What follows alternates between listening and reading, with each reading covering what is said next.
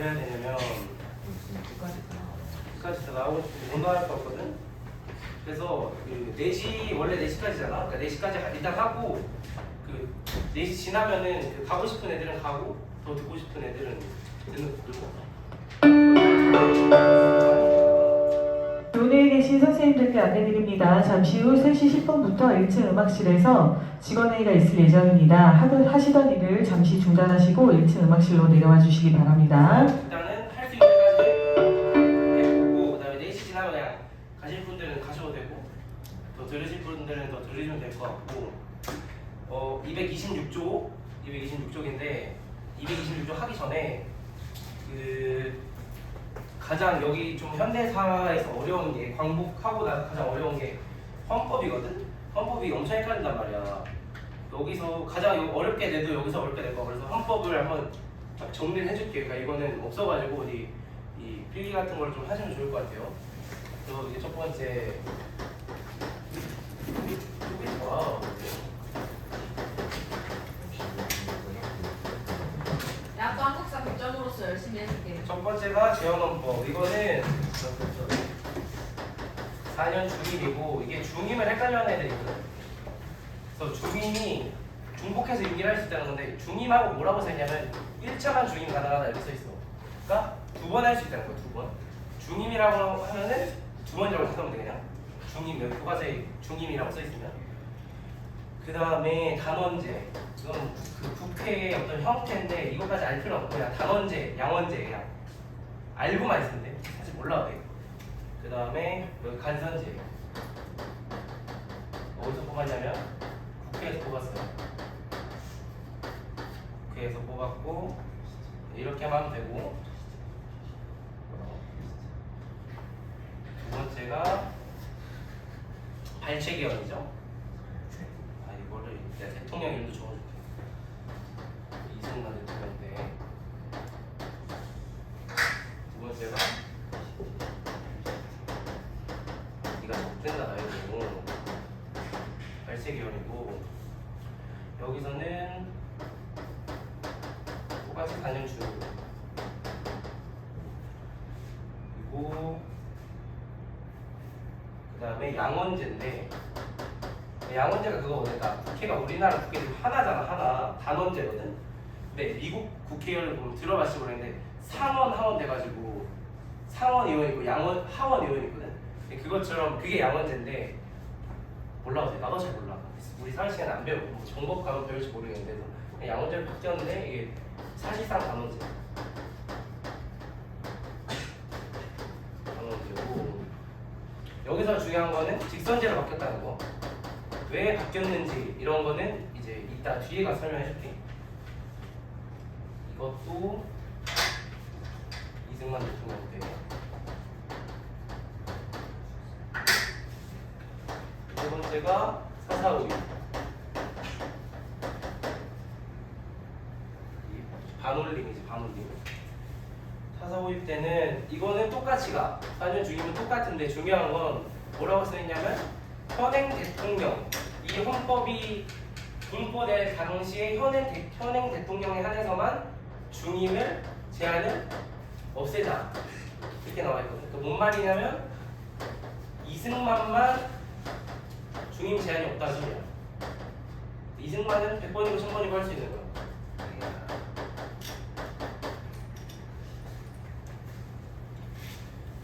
그리고 여기도 똑같이 양원제인데 사실상 단원제고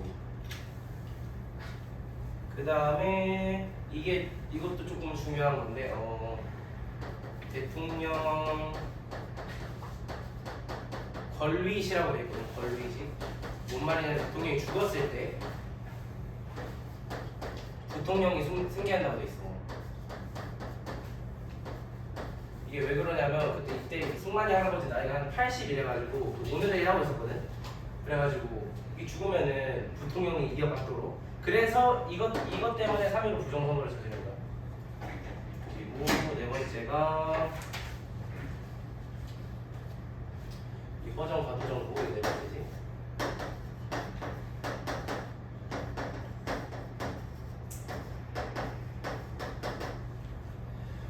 그래서 이거는 좀 많이 바뀌지. 이제 대통령이 아니고 내각 책임제. 원래는 대통령 중심제였는데 내각 책임제. 의원 내각제가 되는 거지. 그래서 그다음에 여기서는 진짜로 양원제가 될 거야. 양원제고. 그다음에 여기서 또 조금 알아두면 좋을 만한 게 지방자치제라고. 원래 우리나라 지금 보면 시장도 있고 도지사도 있고 하잖아. 이게 이때 처음 생겼다가 박정희 전두환 가면서 사라졌다가 김영삼 정부쯤에 다시 생긴 거야. 원래는 시장 도지사 이런 게 없었어. 이렇게 알아두면 될 거고 여기 요거도 이름만 요거는 대통령은 윤보선이고 총리가 장면. 보통 장면 내각이라고 많이 하지. 윤보선은 사실 별로 안 유명하죠. 대통령은 한 1년 2개월 그래가지고. 다섯 번째가 박정희 대통령 때인데 3공화국 박정희 대통령 때. 이 공화국에 대한 개념도 내가 조금 이따 최대한 빨리 설명을 한번 해볼게. 이때 다시 대통령 중심제로 바꾸고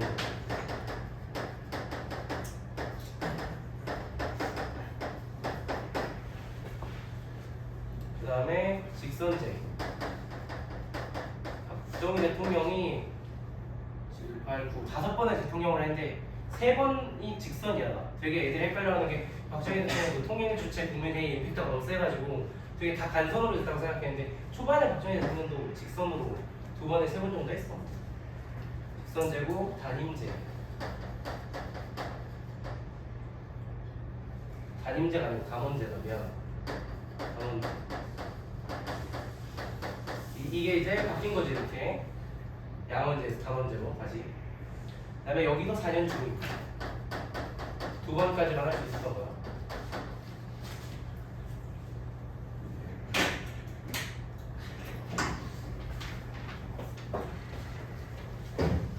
다섯 번째.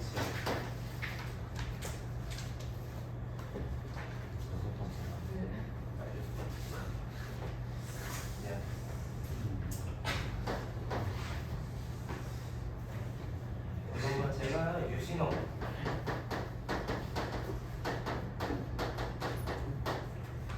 유신헌법에서는 대통령 임기가 임기 6년에 중임 제한 없애. 중임 제한. 중임 제한을 없앴다는 건 무제한으로 할 수 있다는 거지. 헷갈리면 안 돼요. 그 다음에 간선제. 여기서 이제 그 유명한 통일 주체 국민 회의로 바뀐 거고. 그리고 삼권 분립 무력화가 이따가 좀 그다음에 중요한 게 긴급조치권 해가지고 이따가 설명할게요. 일단 적어놔 주세요.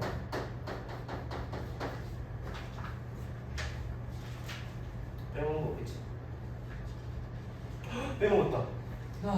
미안해. 삼성기가 안 했어. 큰일 났어. 왜냐면 미안해. 화이트로 숫자만 봐. 어쩐지 좀 그렇더라. 아 진짜. 뭐야? 삼성기는 말 그대로 3번 할 수 있게 바꾼 거야. 3번 할 수 있게. 원래 대통령은 뭐 2번이잖아. 4년 중임. 1차만 허용해서 2번인데 3번 할 수 있게 바꾸고 내용 그거밖에 없어. 3번 4년씩 3번 할 수 있게 하는 거. 4년을 3년임 허용해요. 미안해. 네, 미안해. 7, 8, 8은 여기다가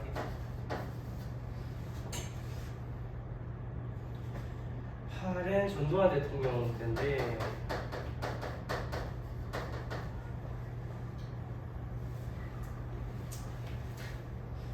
7년 단임이고 그 다음에 간선제. 근데 이건 통일주 국민회의가 아니고 대통령 선거인단이라는 데서 뽑는데 이게 헷갈리는 게 전두환이 될 때는 이거에 이 유신헌법에 따라서 대통령이 되고 대통령이 되고 나서 고쳐서 한 번 더 한 거야. 그래서 전두환 때 7년 단임제인데 왜 전두환은 대통령을 두 번 했죠? 여기서 한 번 되고 바꾸고 한 번 더.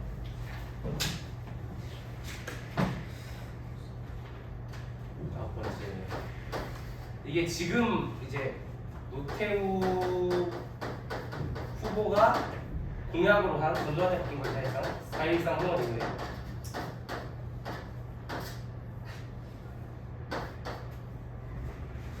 이게 지금 이 헌법이 지금까지 이어져 온 거. 5년 단임에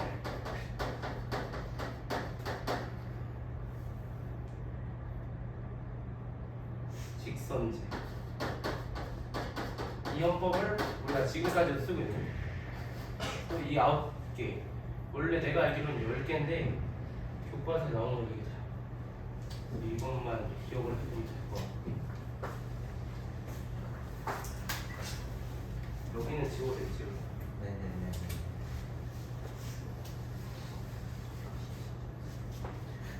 뭐라고? 엉뚱하게 되지 않네.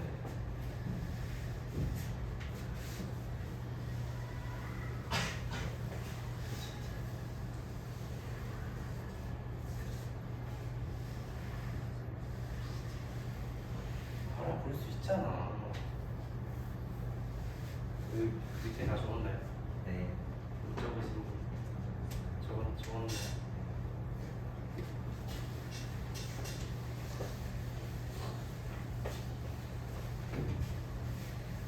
그 다음에 지청천 하나, 지청천 우리 저번 시간에 질문했었거든요. 지청천이 이분이 뭘 좀 많이 옮겼어. 맨 처음에 뭐였냐면 한국 독립군이란 걸 만들어 이분이 이걸 만들어서 여기 총사령관을 해. 맨 처음에 이거를 너네만 헷갈려 하는 게 아니고 우리 반에서도 헷갈려 해가지고 내가 찾아봤어. 한국 독립군 썼다 이거 미안해. 한국 독립군의 총사령관을 해. 근데 이제 민족혁명당에서 이제 스카우트 제의가 온 거야. 우리 다 같이 해보자. 들어가. 그래서 민족혁명당에 들어가. 맨 처음에. 두 번째로. 근데 민족혁명당에 들어가 보니 마음에 안 드는 게 많아. 나와서 만든 게 조선혁명당이야. 나 조선혁명당? 알고 있어야 하는 겁니다. 알면 좋죠. 조선혁명당을 그리고 알아야죠. 조선혁명당을 만들어. 그리고 이제 이번에는 임시정부에서 스카우트 제의가 와. 그래서 이게 그 조소왕의 한국독립당이랑 김구의 한국국민당이랑 지청천의 조선혁명당 합쳐서 임시정부의 이제 한국독립당이 된 거야. 이게 지청천이 살아온 일세. 그리고 여기 임시정부의 정규군인 한국광복군을 만들고 그 한국광복군의 총사령관을 한 거야. 이렇게 돼요. 그래서 왜 여긴 민족혁명당이었는데 임시정부 할 때는 조선혁명당이고 어디는 독립군인데 여긴 왜 광복군이고 이렇게 되는 거야. 살짝 헷갈릴만 해 이거. 나도 찾아봤어.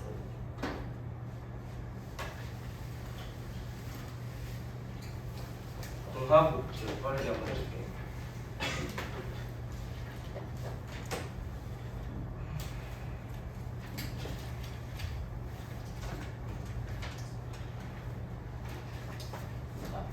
공화국이 1공화국이 이승만 정부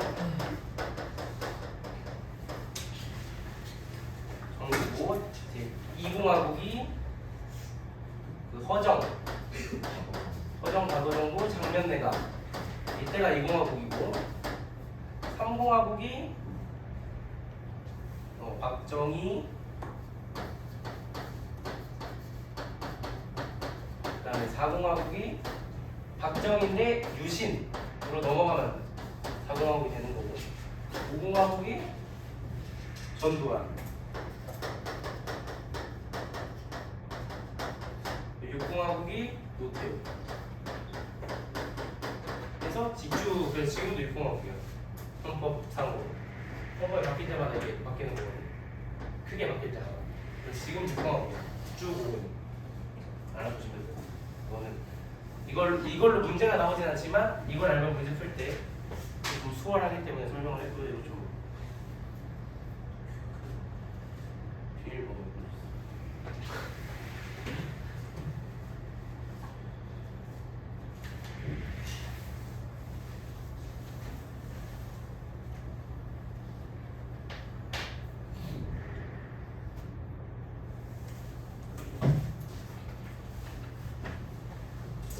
이제 50총선거와 재원헌법을 보도록 하겠습니다. 네. 자, 우리가 이거 순서를 한번 잘 봐야 되는데 이렇게 보면은 가장 먼저 실시된 게 50총선이거든. 네. 왜냐면은 이게 여기가 정부 수립이면은 정부를 수립하려면 뭐가 있어야 돼? 오케이. 헌법이 있어야 돼. 헌법. 헌법이 있어야 돼. 네. 헌법이 있으려면 뭐가 있어야 돼? 그리고 국회가 있어야 돼. 법을 만든 사람들이 있어야 될 거 아니야. 입법부가 있어야 될 거 아니야. 그래서 제일 먼저 한 게 총선으로 입법부를 구성하는 거야. 여기. 그 다음에 이거 언제야? 7월 17일 날 헌법을 만들어. 그리고 8월 15일 날 정부를 수립하는 거야. 이해됐지? 네. 그래서 이거를 이해를 하면 이제 이런 순서를 묻는 문제가 나도 헷갈릴 일이 오는 거야. 이해됐지? 이게 먼저 입법부가 있어야 헌법을 만들고 헌법에 따라 대통령을 뽑아야 돼. 대통령부터 뽑고 헌법을 만들면 안 되잖아, 그렇지? 그래서 총선이 제일 먼저, 그다음에 재헌, 그다음에 정부 수립 이렇게 되는 거야. 50총선거가 어쩌다 어쩌고 그래서 단원제로 구성된 재헌국회. 그래서 38도선 이남에 200석, 이북 지역에 100석. 이게 그 인구 비례. 우리가 저번 시간에 나왔던. 그래서 당연히 북한은 안 좋아하지. 근데 또 북한의 100석은 뽑지를 못해요. 왜냐면 선거 감시가 안 되는 지역이라고 유엔에서 못 뽑게 했거든. 그래서 38도선 이거 어쩌고 가능해질 때 선출하기로 했다. 그래서 50총선거에는 21세 이상 모든 국민이 어쩌고 이때는 좀 나이가 21세 지금 만 18세인가? 고3들도 투표를 하잖아. 이때 나이가 좀 높았지. 그 중요한 건 이제 내가 번호를 매겨볼게. 백서 여기까지가 1번, 여기까지 1번, 여기 2번, 3번 그러나 김구와 김규식 등은 어쩌고 참여하지 않았다. 김구, 김규식은 이제 통일 정부를 원했으니까 반대하기 때문에 안 한 거고 좌익 세력들도 이제 남한의 정부가 세워지는 걸 당연히 반대하지 않을 테니까 투표를 하지 않은 거죠. 그래서 여기부터가 이제 재헌헌법의 내용이에요. 아까 설명을 했던. 그래서 이제 재헌국회는 국고를 대한민국으로 하고 재헌법을 선포하였다. 그래서 삼권 분립과 대통령 중심제. 그다음에 대통령을 국회에서 선출하는 간접 선거제를 한 거죠. 처음에는 간선으로 이승만 대통령이 됐습니다. 대한민국의 보세요. 그 다음에 198명. 남한이면 200명 아닌가? 제주 상사건 때문에 제주도에서는 선거를 못했어. 그래서 그리고 이때까지만 해도 이승만은 대한 독립적성 국민회 소속이었어. 넘어가시고 이거는 읽어보셔야 돼요.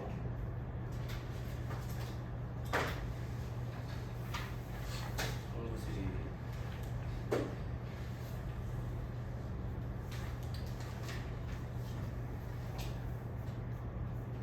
그래서 이승만의 대통령, 이시영을 부통령, 정종이 유명하면서 유엔 총회는 대한민국 정부가 선거 가능한 유일한 합법 정부. 이제 북한 정부는 유엔에서 인정을 안 해줬던 거야.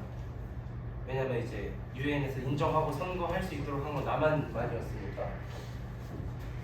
그래서 대한민국 임시정부 문제 여기는 한번 이걸로 교과서 합시다. 이승만 정부는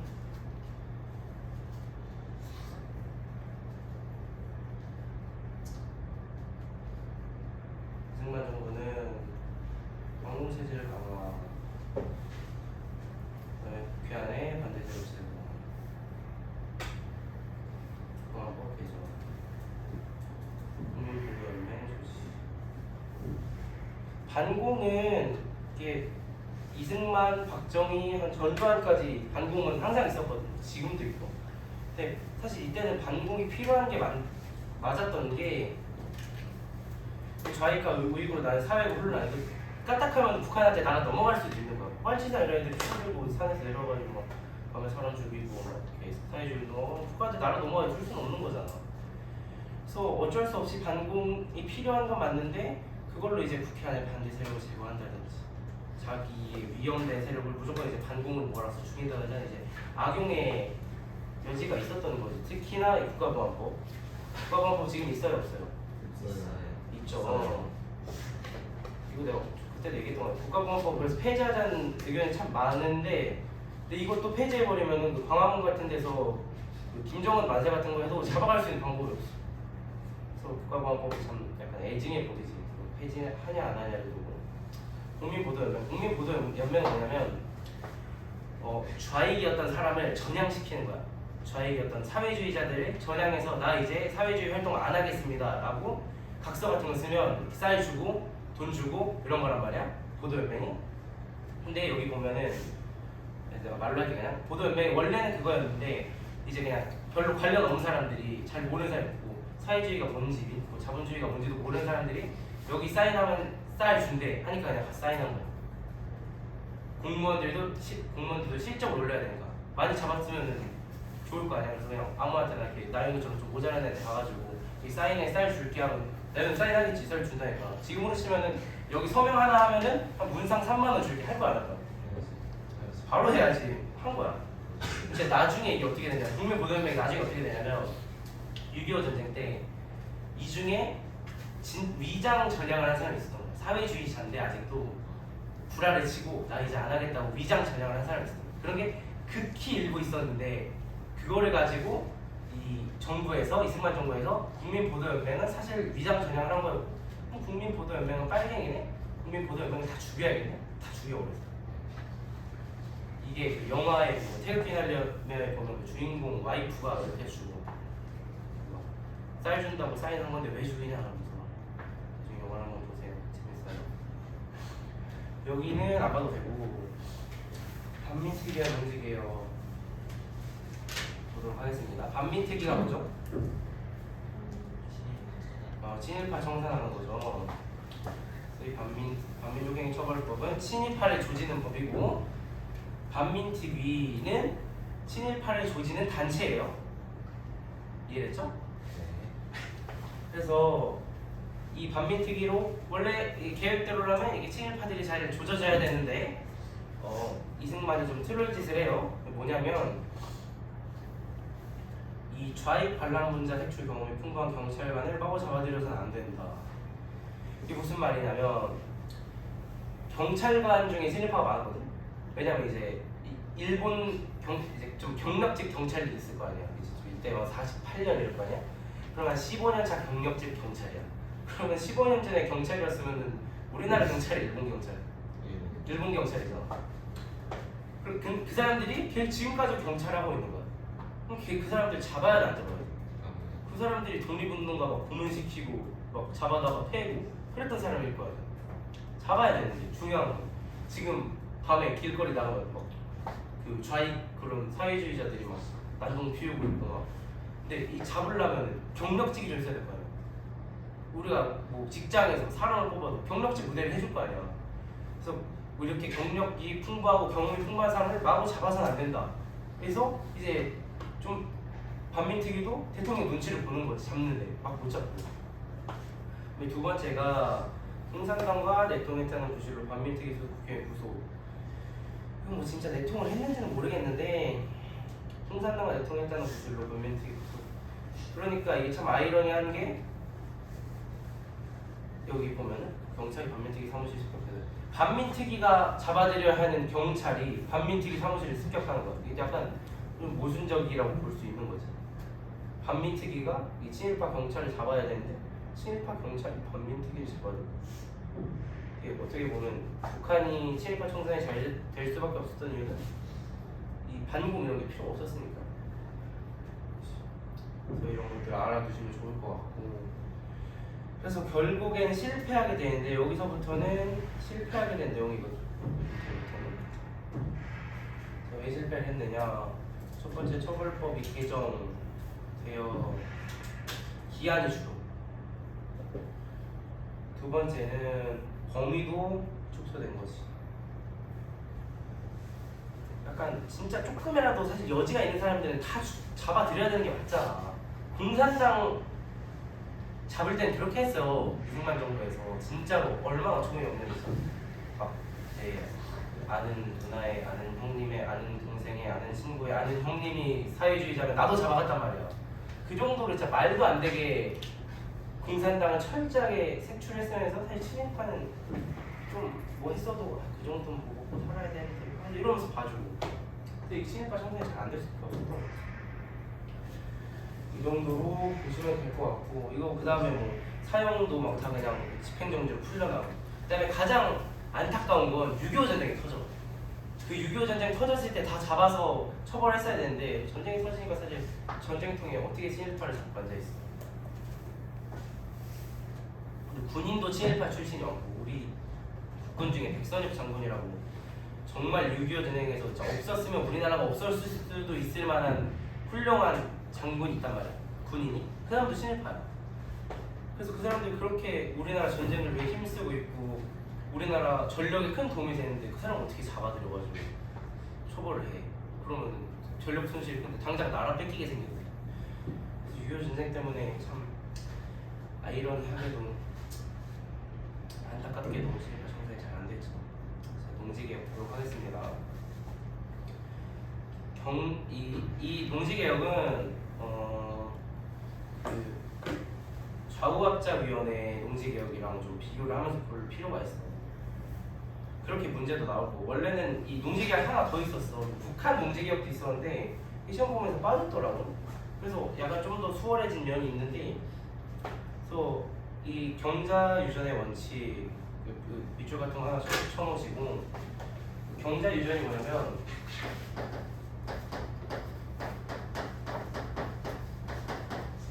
경이 뭘까요? 경작. 그렇죠. 경작하는, 농사 짓는, 농사 짓는, 사는 나는 사람. 아 농사 짓는 사람이 유는 뭐 다 알지? 슬류. 가진다, 뭘? 전. 강을. 밭을. 얼마나 간단해, 그죠? 농사 짓는 사람이 땅을 가지는. 원래 우리가 일제강점기 때는 소장농이잖아. 소장농. 땅 빌려가지고 그래서 막 맨날 절반씩 뜨거워 그랬잖아. 악덕 그 지주들 만나면. 근데 이제는 그게 아니라 내 땅에서 내가 농사 짓는 거를 그 원칙으로 해서 농지 개혁을 하게 된 거지. 토지 개혁을. 그거 보시면 뭐 여기 뭐 쭉쭉쭉 읽어보고 뭐 다 땅 뺏고 뭐 그런 과정이겠지. 그래서 중요한 거는 3정보를 소유상한으로 하고, 그 이상의 토지는 유상매입, 유상분배하는 방식으로 농지개혁 실시. 굉장히 중요한 거예요. 유상매입, 유상분배. 좌우합작위원회 뭐인지 기억나요? 좌우합작위원회. 유상매입, 유상분배. 그렇지. 유상매입, 유상분배지.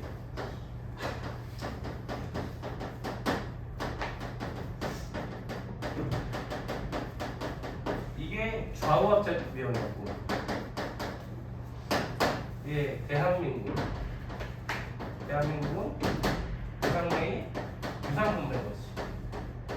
그래서 좌우합작위원회에서 우리들이 비판했던 내용이 뭐였지?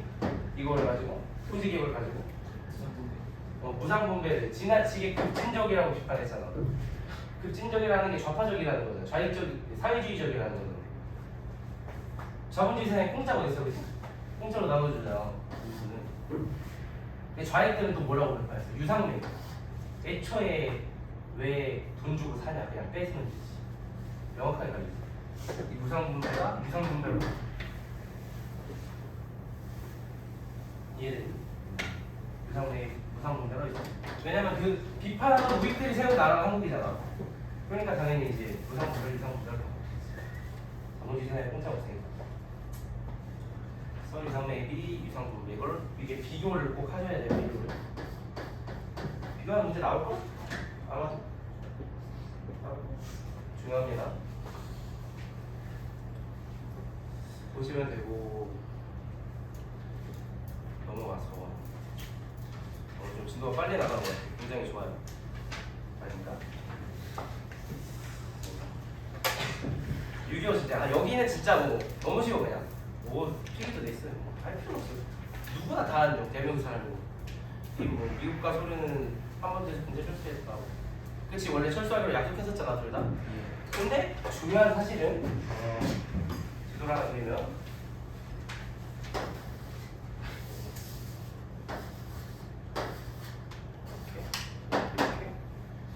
이렇게 놓고 일본으로 여기가 여기가 여기서 여기 남한 여기 북한이잖아. 이렇게 그러면은 미국은 여기 어디 있잖아, 그지?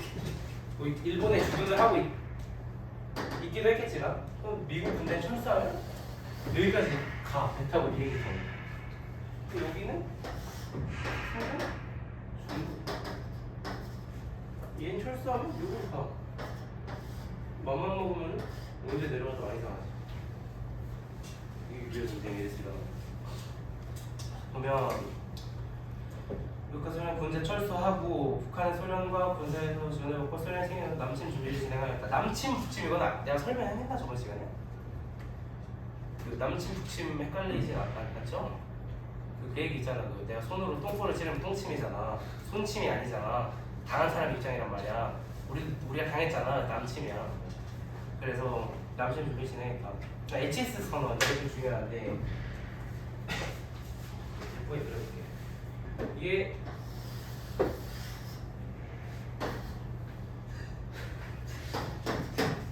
자, 이 동아시아에 미국이 그린 이 냉전이었으니까 이 군사 라인, 안보 라인이야. 근데 그게 이제 내가 저번 시간에 내가 비슷한 거 설명했는데 이게 이렇게 그어진 거야. 대만만 포함하고 우리나라가 빠진 거야. 원래 우리나라를 먹었어야 했는데 이 새끼들도 포기를 하는 건지 뭔지 모르겠으나 빼고 발표를 해. 그러니까 중국과 소련이 미국이 한반도는 포기를 했구나. 그러면 전쟁을 해도 개입을 안 하겠지? 그럼 뭐 한 일주일이면 먹겠네? 그래서 실제 계획이 3일 만에 서울 먹고 5일 만에 부산 먹고 일주일 만에 제주도에 가서 그 인민기를 뽑고 거기서 파티를 여는 게 김일성의 계획이었어. 어떻게 서울까지 잘 됐어 그래서. 그래요. 그래서 이 HS 라인 이렇게 설정이 되면서 군사 개입을 안 하겠구나. 이 결정적으로 북한이 쳐들어올 수 있었다. HS 라인이 여기 포함됐으면 못 쳐들어갈 수 있어가지고. HS 선언 발표. 이거 읽어보시고 이것도 잘 봐두시고. 여기 있잖아요. 읽어보면 다 6월 25일 새벽 북한문처럼 6.25 전쟁인데 며칠 일어나진 않겠지? 50년 6월 25일 남침 이거 똥침 기억하시고 이걸 기억 못하면 진짜 약간 문제가 있는 거야. 내가 똥침까지 하면서 그렇게 설명을 해야 돼. 3일 만에 서울 차지하고 빠른 나라가 생각을 해야다. 다 읽어보면 다 중요한 거 맞춰놨어. 유엔군 파병 북한이 침략했으니까 침략자로 규정하고 그다음에 메가도시 인천 상륙작전 다 알잖아요. 모르는 사람에서 대한민국 사람이 다 알지. 145태 이것만 살짝 설명을 하면 우리나라가 이제 지도가 우리나라가 한 여기까지 먹었어. 여기까지 먹었는데 이제 그 중공군이 개입을 한 거거든요. 중공군 얘네가 굉장히 무서운 게 인해 전술이라고. 그 얘네는 뭐 총 같은 거 안 쏴. 얘네 그 전쟁할 때 너 알지? 그 어떻게 하냐면은 그 얘네 총 같은 거 안 써. 무식하게 막 사람이 총을 써. 얘네 그 전쟁할 때 어떻게 하는 거? 꽹가리랑 나팔을 불면서. 저는 처음에 비웃었겠지. 저 새끼들 뭐야? 총도 안 들고 오네? 막 죽여. 근데 다 죽었어. 계속 나와. 또 죽였어. 계속 나와. 또 죽였어. 계속 나와. 총알이 없는데 계속 나와. 이게 사람이 미치는 거야. 그때 전쟁했던 그 병사의 일기에 뭐라 적혀있냐면 내가 가진 총알소보다 적군이 더 많다는 사실이 너무 정직했다고 이렇게 적혀있어요. 영상 하나 볼까? 그죠? 영상 보시면 되게 재밌어요. 아프죠. 혹시 별로 안 보고 있을 수 있으니까. 아 없어. 브롤스타즈밖에 없어. 나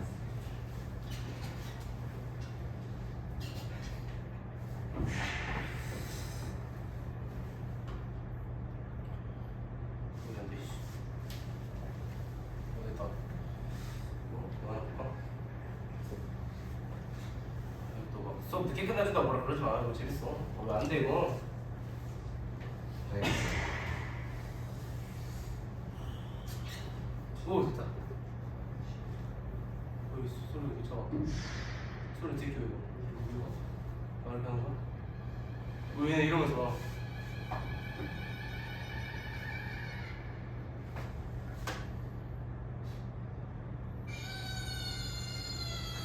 왜 막 이러면서 보고 영상이 이게 끝까지 안 나왔지? 또 내릴 있네? 안 나오나? 야무진 정면에 하나 있는 게 영화 보다가 어디선가 굉장히 매일이 차이나스러운 악기 소리가 들립니다. 그 정체는 국군에게 선사된 중공군의 섹시도 너무 잘하시네요. 그걸 하네. 이들이 이건 뭐하는 거야? 저기는 숨을 끼치는 저는 죽이고 싶지만 생각하기 쉽지 않은 겁니다. 자신 있는 놈을 쏴라. 맞추면 담배 한 가. 내 방아쇠를 달리고 핑거이 아니고 최고해주겠습니다. 아쟁 소리. 이번 전쟁 중에 멘탈이 나간 건 불리한 상황으로 치닫는 한국군. 다공이탄 레토나의 다수카를 이제 이게 145대가 되면 손들어. 완전히 털리겠으면 뭐 하여튼 재밌으라고 보셨고 중국군이 좀 무서운 인간들이었어요. 그래서 이 145대가 그 개마고원이라고 되게 추운데 그러니까 여기 어디가 개마고원이거든. 여기 막 그 겨울 되면 1월달 되면 1월달이 제일 추울 때잖아. 막 한 영하 40도까지 떨어져. 우리 한 영하 7도 떨어지면 이제 얼어 뒤지겠다 그러잖아. 영하 40도면은 아마 차도 못 다니고 얼어가지고 기름 같은 거. 여기 그랬단 말이야. 한국에서 살아계실 때 145대 그렇게 많이 했는데 그만큼 충격적이었나 봐요. 이게. 그래서 여기 개마공원에서 이렇게 여기 보시면 이렇게 막 이렇게 다 내려온 거야. 이렇게 막. 몸에서 많이 죽었겠지. 추워가지고 얼어도 죽고 뭔가 잡혀도 죽고 길싸움 다 하고 여기 6.25 전쟁에서 낼만한 뭐 순서 같은 거 말은 절대 틀릴 수가 없어. 뭐 유엔군 파병, 뭐 인적 상륙 작전, 145대 145대가 뭔지 알면 당연히 틀릴 리가 없겠지. 그 여기까지 먹은 다음에 빼는 게 145대니까 당연히 인적 상륙 작전 지나오겠구나. 여기선 뭐 내려가는 게 순서 이런 거. 여기선 이제 이 협정 같은 게 있어서 낼만하지. 정전 협정 제안하였다. 그래서 정전 협정은 지금 나와 있나 이게? 교착 상태 빠이자 1년 만에 정전 협정은 해. 중요한 건 군사 분계 설정이랑 포르투갈 방식에 대한 의견 등으로 정전회담은 2년 동안 계속되었다. 그러니까 우리가 한번 쫙 밀고 올라갔다가 145대가 51년 1월 4일이란 말이야. 51년에 다시 이렇게 내려와. 그래서 그 여기서 교착 상태 빠지는 거예요. 그래서 여기서 뭐 한 뼈만큼 올라갔다가 다시 이렇게 내려왔다가 이걸 계속 반복하는 거야. 그러니까 이대로 가다가 전쟁 끝날 것 같지는 않고 그냥 소모전. 누가 더 먼저 사람이 없어지나, 누구 총알이 먼저 떨어지나. 근데 총알이 계속 찍어내면 되는 거니까 어느 쪽 사람이 먼저 다 죽나. 그렇게 하기는 좀 서로에게 너무 손해잖아. 그래서 정전 협정을 했지만 이게 잘 타결이 안 돼가지고 2년 동안에 한 거지. 포로 송환 방식은 뭐냐면 군사분계선인데 어디다 이걸 이렇게 38도선은 이제 의미가 없고 어디다 찍는 거냐. 근데 이게 뭐 되게 그 보통 이 봉우리 그 고지마다 이렇게 군사분계선 찍는단 말이야. 그러면은 이게 산 하나 먹으면은 개성이 우리 땅인데 산 하나 뺏기면 파주가 북한 땅이 되는 거야. 이해됐어? 산 이렇게 여기가 산이 겁나 많잖아 우리나라니까. 이 산 하나 먹으면은 개성이 우리 땅 되는데 반대로 뺏기면 파주가 북한 땅 되는 거. 그러니까 그 봉우리 하나의 영토가 달라지니까 당연히 이거 가지고 민감한 문제니까 싸울 수밖에 없고. 그다음에 포로 송환 방식은 미국은 원하는 대로 돌려보내자. 포로들 그냥 자기 하고 싶은 대로 하라고 하자. 근데 이 어디야? 공산 측은 그냥 무조건 자기 군국으로 보내자. 북한군이면은 남한에 남고 싶다 해도 북한으로 보내고, 그다음에 남한군이면 북한에 있고 싶다 해도 남한으로 보내고. 사실 요게 조금 더 맞지. 그러면 나 선택하지. 왜냐면 그때까지만 해도 내가 북한군 하고 싶다고 하는 것도 아니고 남한군 하고 싶다고 하는 것도 아니고 그냥 피난 가다가 거기 젊어 보이네 나와보세요. 또 군인에서 기차 실려가가지고 총 보다가 하는 건데 내가 군인 하고 싶겠냐고. 이게 맞는 건데 이게 결국은 이제 그 속한 방식에 나눠 직접 송환 인도 결국은 본국으로 돌아가는 방식으로 채택이 됐어요. 그 다음에 우리나라는 정전협정에 찬성을 했을까요? 반대를 했을까요? 반대를 해요. 이승만 대통령이 무조건 통일을 해야 된다. 절대로 정전을 하지 않겠다라고. 이것 때문에 정전협정이 좀 이루어지지 않아요. 여기다가 플러스 뭐 이승만의 통일 주장 뭐 이런 거 하나 적어놓으면 좋을 것 같아. 그래서 계속 이승만은 안 하겠다 그랬는데 미국이 계속 설득을 시키는 거야. 저기는 왜 이렇게 빨리 됐나? 어쨌든 미국 계속 설득을 시키는 거야 유엔군이. 그래도 계속 이렇게 전쟁하면 너희 손해다. 너희 못 이긴다. 그래서 그럼 맨입으로 하진 않을 거고 이 두 가지를 해줘서 이승만도 오케이를 한 거야. 그게 뭐냐면은 한미 상호 보안기 조약 체결. 이게 뭐냐면 그냥 쉽게 말하면 엑시스 라인을 여기까지 이렇게 해준 거야. 이렇게 해주고 그다음에 우리나라에 주한미군 있지. 주한미군도 다 이것 때문에 들어와 있는 거고 주한미군이 사실 엄청난 전쟁 억제력이지. 여기는 핵 있잖아 핵. 우리는 핵 빼고 다 있거든. 근데 이게 아무리 그래도 이게 핵이 비대칭 전력이란 말이야. 그런 말이야. 그러니까 핵이 하여튼 존나 세. 못 비벼 뭘로 아무리 가져와도. 그래가지고 사실 주한미군이 없었으면 우리가 이미 좀 쓸 수 있는데 이게 주한미군이라는 게 여기 때문에 미국하고 전쟁을 하겠다 이게 되는 거라서 엄청난 전쟁 억제력이 있는 거야. 뭐 사드 이런 거 다 주한미군 때문에 들어봤지 사드 처음 들어봤지. 그런 게 있어. 핵 막아주는 거 있어. 핵 막아주는 거. 그다음에 경제 원조는 말 그대로 돈 대주고 밀가루 대주고 설탕 대주고 이런 거. 이것 때문에 우리나라가 경제 발전에 큰 도움이 됐죠. 그래서 정전협정을 할 때 보면 우리나라는 사인을 못해. 우리나라 계속 반대를 하고 유엔군 사령관 사인하고 소련 사인하고 북한 사인해. 중국까지 하나? 우리나라 사인이 안 들어가 있어.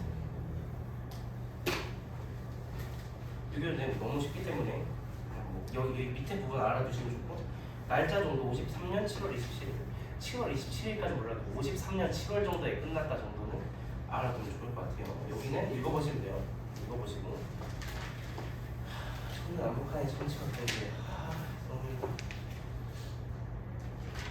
자 이승만 정부가 아까 설명했듯이 발췌 개헌을 할 건데 이제 6.25 전쟁 직전에 국회의원 선거를 했어요. 제2대 국회의원 선거를 했는데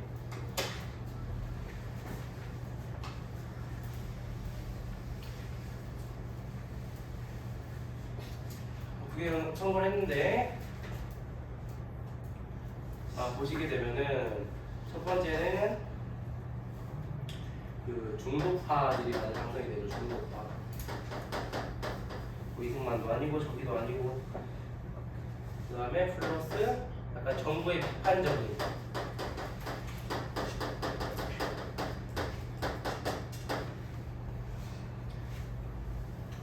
무소속. 원래는 이제 이승만 편들이 많아야 되는데 준 거야 국회에. 두 번째가 국민방위도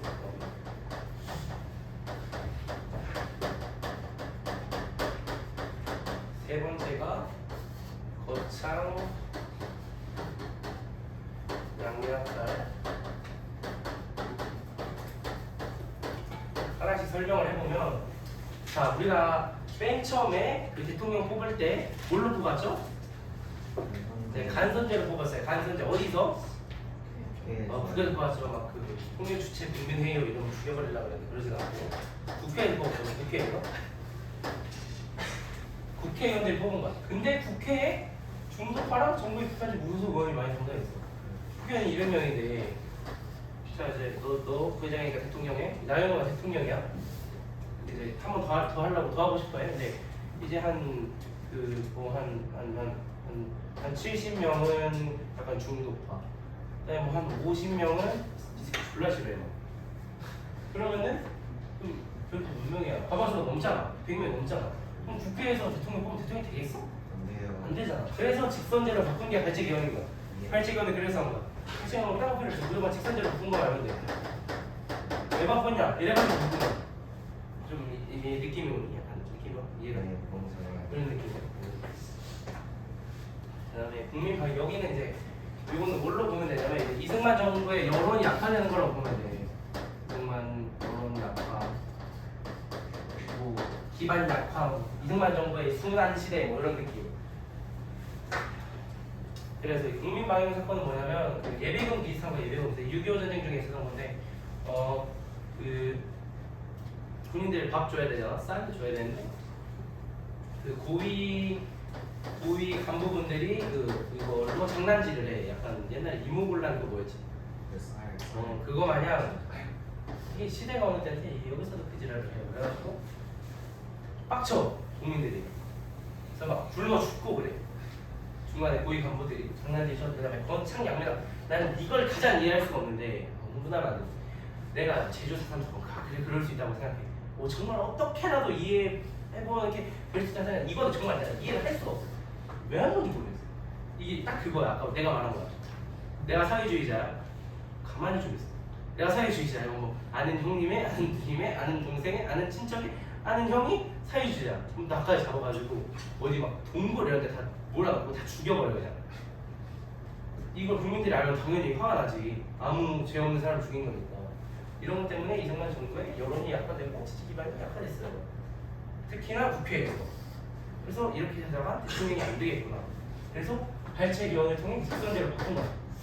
이해됐지?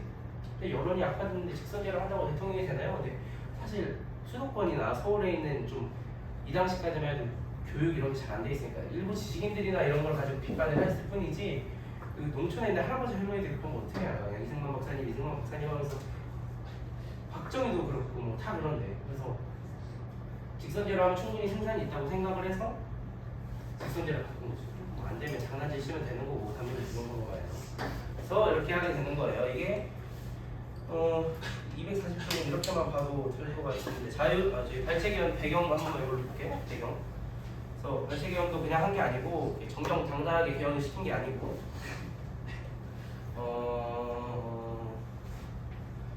그래서 일단 계엄령 선포하고 어디 있어? 계엄령 선포하고 계엄령이 뭔지는 알아? 네. 계엄령 그냥 뭐 국가 비상사태 이런 거 아니야? 그래서 이제 군대가 이제 그러면 이제 나라를 좀 통제를 해. 야간 통행 금지도 걸리고 이제 그냥 국가 비상사태 이런 느낌. 그다음에 국회의원이 탄통도 플러스 강제연행. 출근하는데 갑자기 어디로 끌려가는 거야. 그 다음에 국회의원에 간첩 올라라. 이제 마음에 안 드는 새끼들은 늘 하던 대로 국가보안법 해가지고 빨갱이 해가지고 구속시켜 버리면 되는 거고. 이렇게 군부 분위기를 쫙 깔아놓고 이제 여기서 이제 여기 국회야. 이제 너희 다 국회의원, 나 국회의장. 이제 밖에 군인들이 있고 이제 몇 명은 잡혀가서 지금 고문당하고 있어. 개헌을 한대. 자, 우리 이승만 대통령이 직선제로 이제 대통령이 됐어. 이렇게 말 안 했거든. 직선제로 개헌을 하려고 하는데 뭘 속이 뻔히 보이네. 직선제로 개헌을 하려고 하는데 반대하는 사람 일어나 보세요. 일어날 수 있어. 일어나보시. 고문당하고 빨갱이 집 잡아. 이렇게 하는 거지. 당연히 통과될 수밖에 없는 거지. 발췌개헌 이렇게 했다. 그래서 기립표결 이런 얘기 나오면 무조건 발췌개헌이라고 생각하시면 돼요. 아니면 뭐 발췌개헌에서 이런 게 선지로도 나올 수 있고 알아두셔야 돼. 이런 걸 보고 유추해 나가는 게 한국사 시험이란 말이에요. 뭐 이런 거 사진 띄워주고 뭐 여기 빈 칸해가지고 기억한다면 기억에 알맞은 모습으로 별로 안 어려운데 살짝 난이도 중 기억에 알맞은 모습으로 뭐 이런 거 이 내용들 맞추는 거 그런 게 이제 문제가 나올 수 있다. 이승만 정부 영도 직권은 못 지키나. 사사고입 개헌. 아까 사사고입 개헌 설명했듯이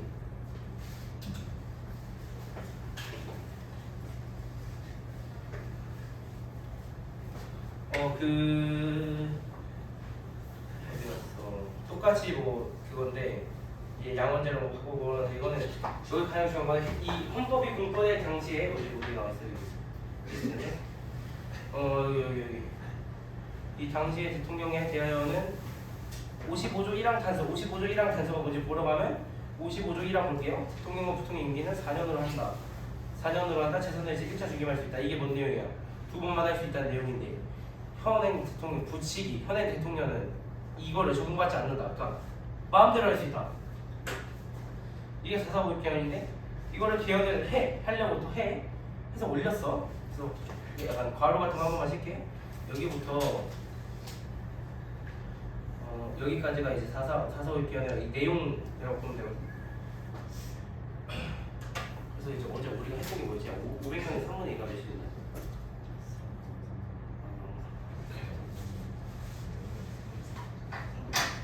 아 343명이냐?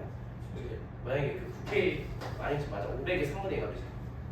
304의 3.3는 맞아? 왜 500명? 아 그 예시를 들려고 166명. 3분의 2가 166명 500명의 3분의 2가 이 500명의 3분의 2가 뭐 300? 맞아? 330 그렇다고 해 33333 이게 이제 무한승수니까 국회의원이 500명이야 3분의 2가 넘어야 저기 뭐야 통과가 되는 거야. 그러니까 예를 들면 자 각자 반 몇 명이야? 35 34 우리 35이거든 우리가 35에 과반수 몇 명이야? 18명이잖아. 근데 정확히 말하면 17.5지. 네. 사람을 어떻게 0.5로 쪼개니까 18부터 보잖아 보통. 이게 정상적인 사고라면 이게 18이잖아. 그러면 이게 333.3333이면은 뭐야? 334부터 3분의 2가 넘는 거 아니야? 근데 이제 물론 500명은 아니었지만 국회의원이 500명이라고 치면 정확히 그 찬성하는 사람이 333명이 나온 거야. 그러면 이건 이제 가결이야 부결이야. 그치 부결. 그러니까 통과가 안 된 거지. 근데 한 하루쯤 지나고 이제 머리를 굴렸겠지. 아 이걸 어떻게 해야 되나? 어떻게 해야 통과시킬 수가 있나? 해서 머리를 굴려보니까 333.33333명이잖아. 근데 445입이 지금 말로 한 거야. 반올림이. 아 이게 445입이면 4는 버리고 죽이고 5는 살린다 이거잖아. 반올림이란 말이야. 반올림이 4까지 버림하고 5부터 올림을 하잖아. 그래가지고 333.3333만 어쩌고저쩌고가 정확히 과반수인데 445입을 하니 반올림을 하니 333명이 아니냐. 근데 정확히 333명이니 이거는 가결이다 하고 가결을 해버려. 그래서 이게 445입 개헌이야. 그래서 이승만이 무한대로 할 수 있게. 이게 445입 개헌. 끝. 1대 2대 하고 2대 이제 2대 대통령 선거 끝나고 한 거야. 2대 두 번 하고 이제 한 번 더 하고 싶은데 이 헌법으로 가면 안 되니까 못 하니까 자기가. 그다음에 여기서 또 참 불쌍한 분이 나오죠. 조봉암 씨. 이 조봉암이 이 2대 대통령하고 3대 대통령 선거에서 그 이때까지만 해도 그 이승만은 자유당. 그 다음에 그 민주당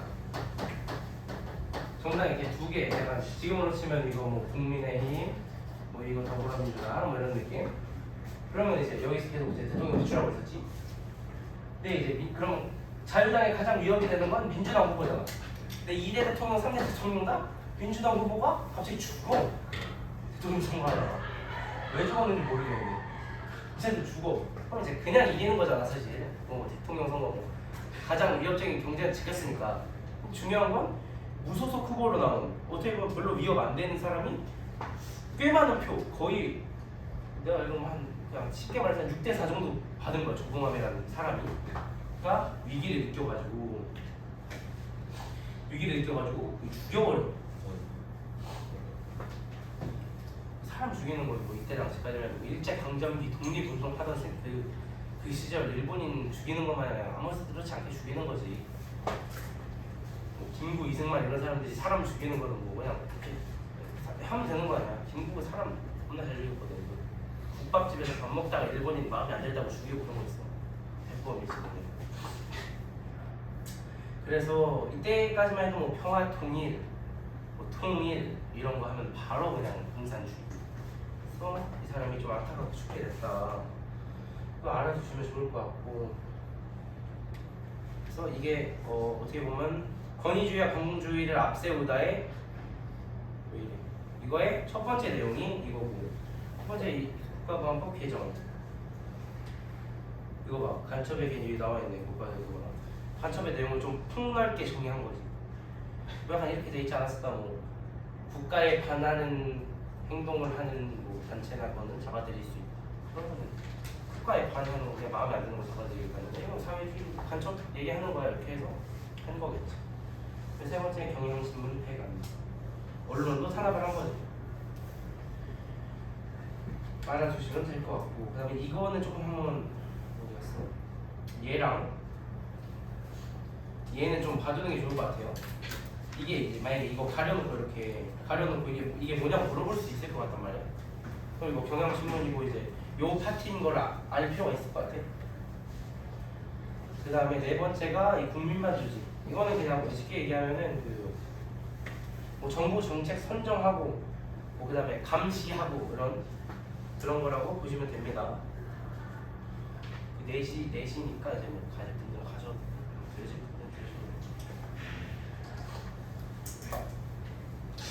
그래서 여기는 여기 보면은 이제 이승만 정부의 경제 정책, 이승만 정부가 한 이제 전쟁이 끝나고 전후 복구 사업 하는 내용인데, 이 첫 번째가 귀족재산 민간의 매각이고, 이쪽부터 시기라고. 두 번째가 미국의 원조,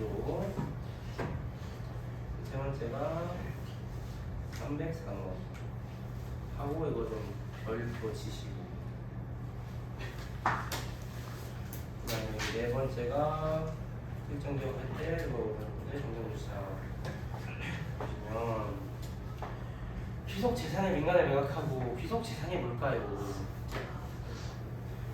이게 친일파 재산 얘기하는 거. 친일파 재산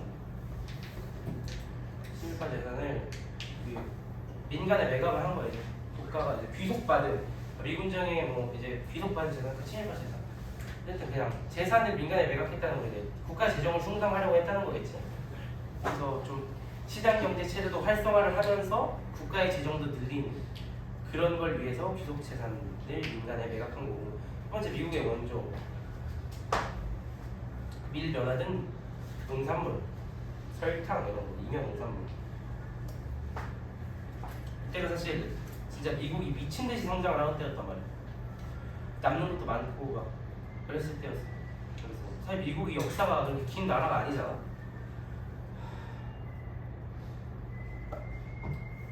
몇 년 됐지? 한 400년 됐나? 100년?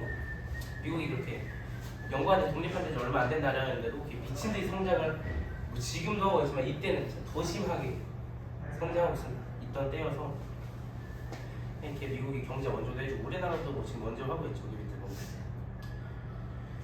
그래서 이 원조를 받은 밀, 면화 등 농산물을 통해서 이 삼백산업이 발달할 수 있어. 근데 삼백산업 통해 무조건 이승만 정부가 했다. 미국의 경제 원조 이런 것들 키워드들 떠올리면 좋을 것 같아서. 그래서 이 삼백산업 때 대표적으로 생겼던 게 여학생들 좋아하는 떡볶이 이때 생겼고, 떡볶이가 이제 밀떡으로 만들지 않습니까? 지금은 뭐 쌀떡 그냥 흔하니까 쌀떡도 만드는데 이때 밀떡으로 해서 떡볶이 이때 생긴 거고, 짜장면 좀 비슷한 뭐 국수 이런 거 이때 많이 했고, 밀가루로 하는 거 다 이렇게 해서 이때는 이제 급식 아니고 도시락이잖아. 도시락 싸들고 가면 도시락 검사했어. 무조건 이렇게 밀가루로 된 음식 있어야 되고, 쌀밥 먹으면 안 됐어. 아무리 부자를 무조건 이제 쌀을 아껴야 된다 그래서 무조건 뭐 보리밥, 콩밥 이런 거. 우리 아빠 한 초등학교 한 1학년 때까지만 해도 했대. 도시락 검사하는 거. 뭐라고 하는데 내가 이름이 생각나.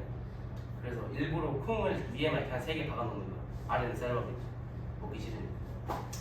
그렇게 했다고 하고, 그다음에 특정 기업 혜택. 이건 특정 기업이 뭐가 있을까요? 여기요. 삼성이라던가. 이때 제일제당이지. 제일제당이 지금 뭐죠? 삼성. CJ죠, CJ.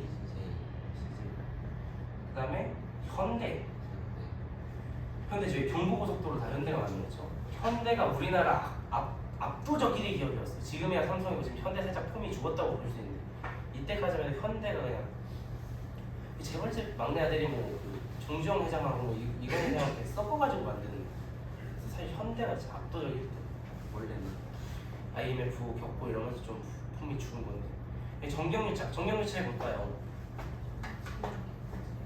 수업을 굉장히 열심히 들었어 지금. 이게 뭐야? 설명을 한 3번은 해준 것 같은데 나도 뭐지?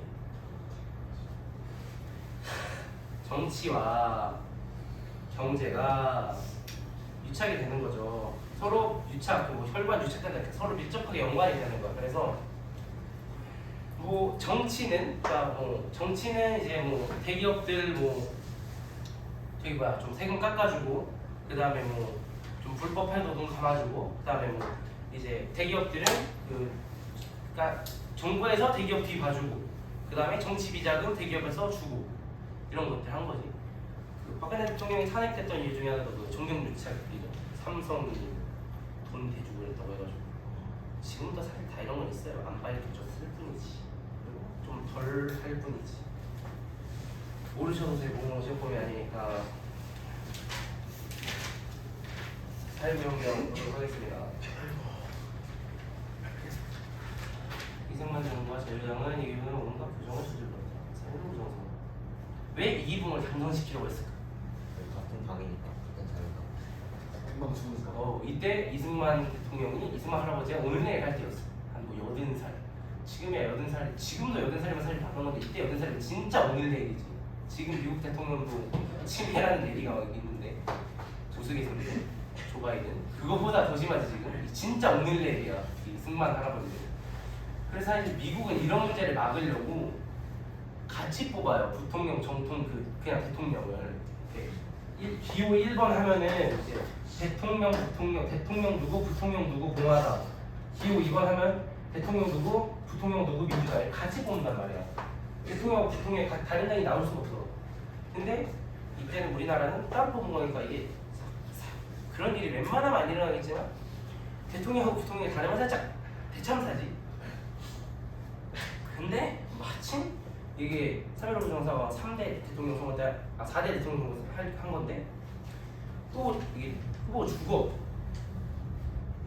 3대 4대 3대 4대 대통령 선거할 때 후보가 죽어. 그래서 일단 이승만 무조건 되는 게 확정이지. 이승만 되는 게 확정인데 이제 부통령이 돼야 이제 승만이 형 오늘 내일 하다 가시면은 우리가 이어받으니까 이기붕이. 그래서 이기붕을 당선시키기 위해 부정선거. 그래서 대표적으로 야당 참관인 없애고.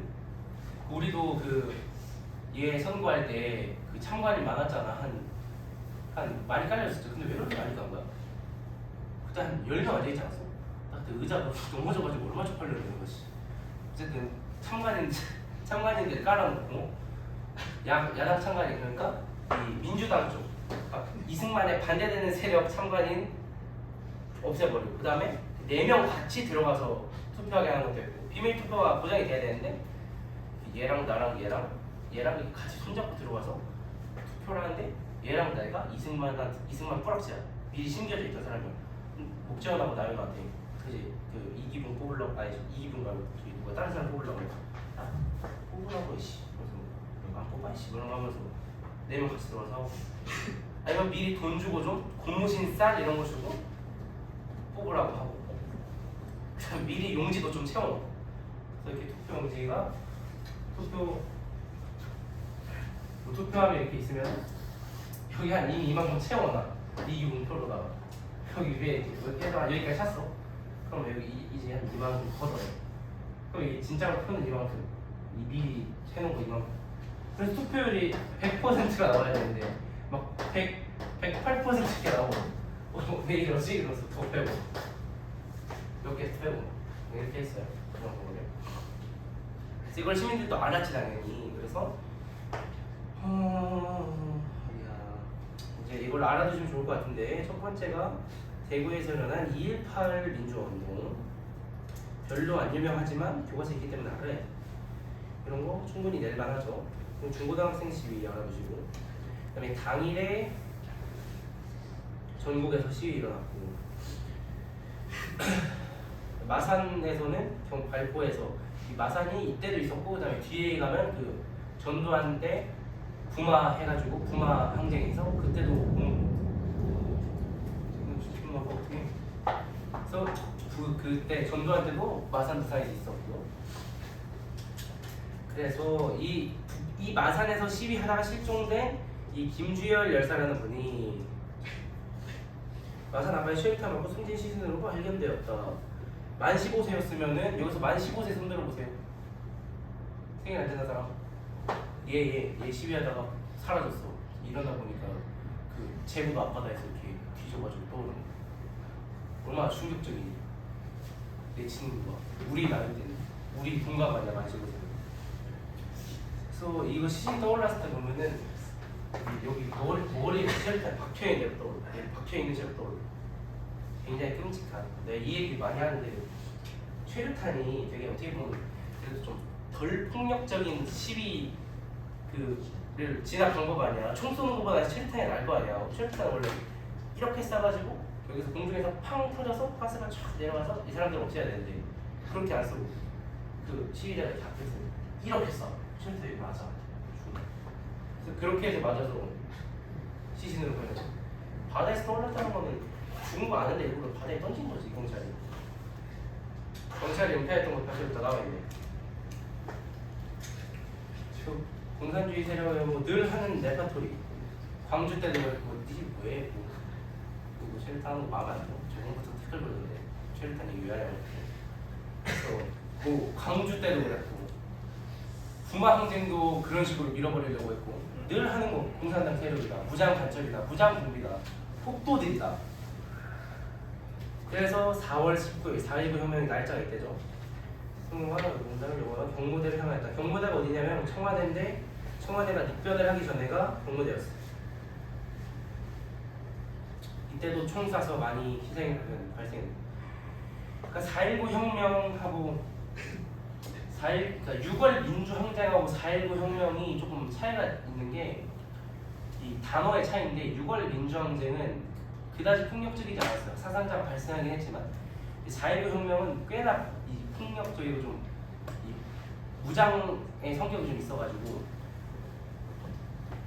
5.18도 그렇고 이 4.19 혁명이라고 혁명이라는 단어를 썼다는 게 이제 좀 어느 정도 무력 충돌이 있는 상태에서 이 정권을 하면은 혁명이라는 단어를 쓰거든요. 그래서 4.19 혁명이 4.19 혁명인 거고. 그래서 이 승만이 형이 참 마지막에 안 좋은 게 이게 그냥 죄송합니다 하고 내려오면 되는데 국민이 이번 한다면 물러나겠다. 뭐야 이게. 그래서 비상계엄 처음에 선포했죠. 근데 계엄사령관이 그래도 대가리가 박혀있는 사람이어가지고 발표는 하지 말자고 지시는 쏘는 건 아닌 것 같아 국민들을. 그리고 뭐 민주당은 뭐 국회의원은 어쩌고저쩌고 나중에 그래서 4월 26일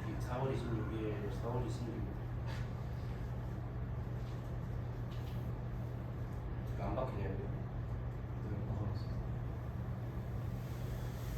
4월 26일 뭐 국민이 만나 물러나겠다고 해서 미국으로 망명하고 이분은 미국에서 죽게 되죠.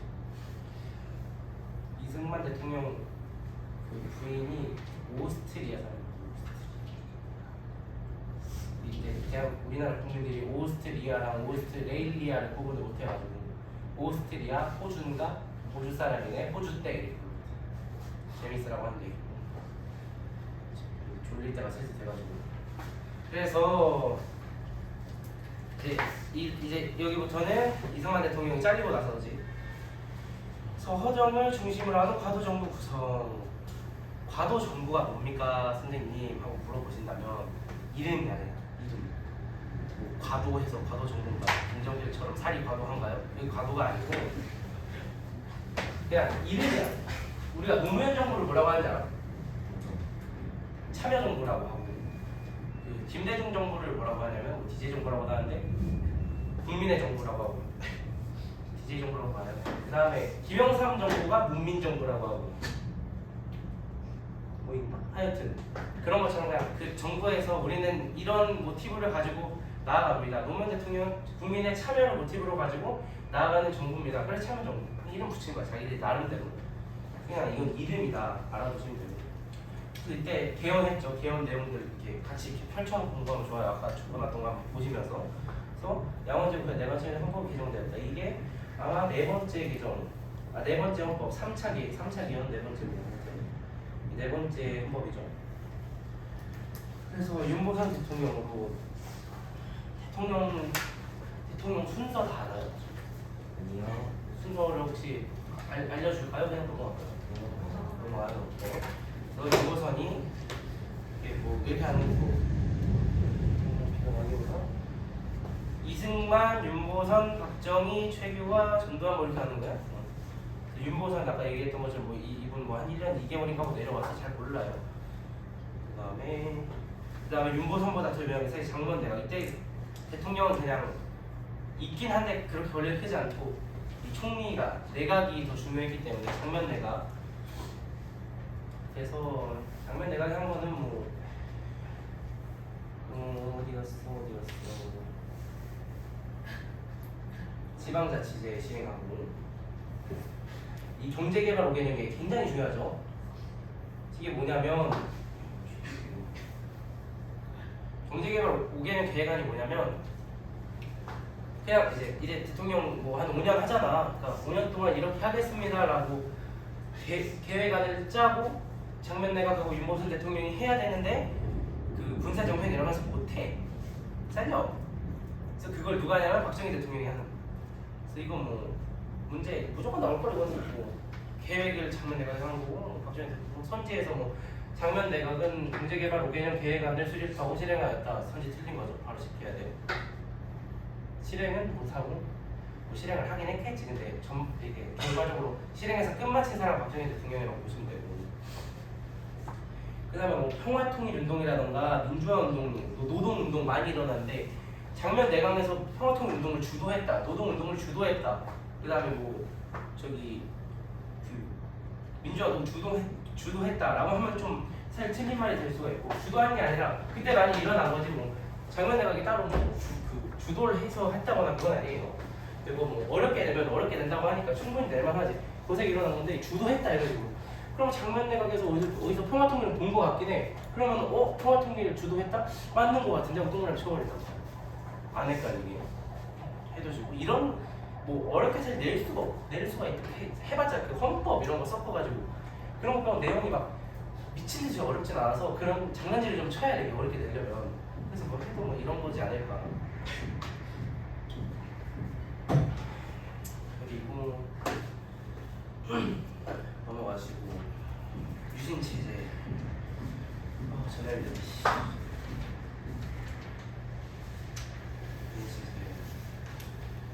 박정희가 5.16 불사정면에 대해서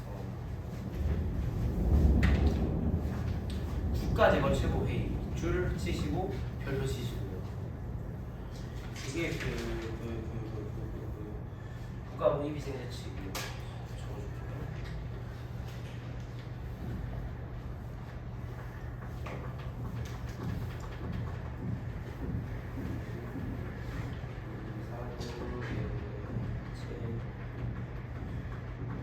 위원회랑 비교하면서 공부하셔야 돼요. 그럼 뭐 헷갈리지 않도록 이게 국가보위 비상대책위원회는 12.12 사태 이후에 전두환 전 대통령이 한 거고 이거는 박정희 전 대통령이. 그래서 이건 사실 이거는 너무 쉬워가지고 근데 뭐 장난질 칠 수도 있겠지. 박정희 대통령은 5.16 군사혁명이고 국가보위 비상대책위원회를 세워 3권을 정확하였다. X 국가재건 최고회의니까. 그래서 이거 약간 이거를 그 무슨 느낌으로 보면 되냐면 국가재건 최고회의를 그 옛날에 물론 당연히 기억이 안 나겠지만 조금이나마 희망을 품고 비변사라고 표현한 거 기억이 나? 비변사? 비변사가 그 뭐지? 조선시대에 임진왜란 때 세워진 그런 게 있어. 이거 똑같은 거야. 비상대책위원회 이런 거란 말이야. 딱 전쟁 끝나고. 그래서 그 비변사가 처음에는 그런 목적으로 만들어졌으나 나중에 다 장악을 해가지고 막 저기 막 이게 문제가 되니까 항상 내용문이 이 비변사 효과하고 이런 거 우리가 그 1학기 때 배웠었어. 딱 그 비변사 느낌으로 보면 돼. 3권을 장악하고 인정을 했어야겠다. 그다음에 이때 뭐 민심을 얻기 위해서 뭐 폭력배, 조폭들 조지고 농가부채 탕감하고 그런 거 하면서 이제 호감을 얻는 거지. 그래서 이 박정희 그래서 여기 그 개헌한 게 나오네. 대통령실 내가 국회 나오지랑 헌법을 고치고 이제 원래는 윤보선 대통령 때 정면 내각 때는 내각 책임제 국회 양원제였는데 고치고 자기가 대통령하고 짱을 먹어야 되니까 고치고 이제 민주공화당 창당해가지고 박정희 대통령이 약속을 해요. 여기 위에서 보면 나오나? 나오지 어디 나오긴 해. 자기는 이제 군인들은 정치에 개입하지 않겠다. 그 끝나면 다 이제 정치에 개입하지 않고 나라가 좀 정상적으로 돌아가면은 이제 내려오겠다 다시 라고 해서 약속은 지켜. 그래서 이 박정희가 전역하고 정치에 출마를 해서 대통령이 돼. 그래서 약속은 지켰는데 얘가 지킨 듯 안 지킨 듯. 그래서 민주공화당 창당해서 대통령이 당선돼. 그래서 박정희가 5, 6, 7, 8, 9대 18년 동안 대통령을 해. 진짜 엄청 길게 한 거지. 우리가 태어날 때 대통령이 되는데 아직도 대통령이고 이제 1년 뒤까지 더 하다가 뭐 이것도 끝나서 내려온 것도 아니고 죽어가지고 끝나는. 사실 김재규가 진짜 안 죽였으면 얼마나 했을지 모르는 그런 국제의 아이콘이면서도 또 보수 세력에서는 굉장히 칭찬을 받는 대통령 중에 하나죠. 그래서 박정희 대통령이 한 첫 번째 프로젝트, 첫 번째 정책이라고 할 수 있는 한일 협정이죠. 설마 우리 학교가 진짜 아무리 우리 학교 수준이 낮지 않기 때문에 말장난을 뭐 이딴 식으로 치진 않겠지만 한일 협약 이제 저기 옛날에 그 한일 신협 1차 한일 협약 해가지고 나라 뺏길 때 했던 게 한일 협약이고 우리가 지금 하는 건 협정. 설마 이런 걸로 내겠나 싶지만 혹시 모르니까 헷갈리지 마시라고. 언급을 한 거 보면 수업 시간에 언급을 한 거 보면 설마 그럴까 싶기도 하지만 그래요. 그래서 이건 뭐 말로 하면 뭐 한일회랑 관련해서 일본 식민지의 상황 배상 없이 합의가 뭐 되었다는 사실 풍로.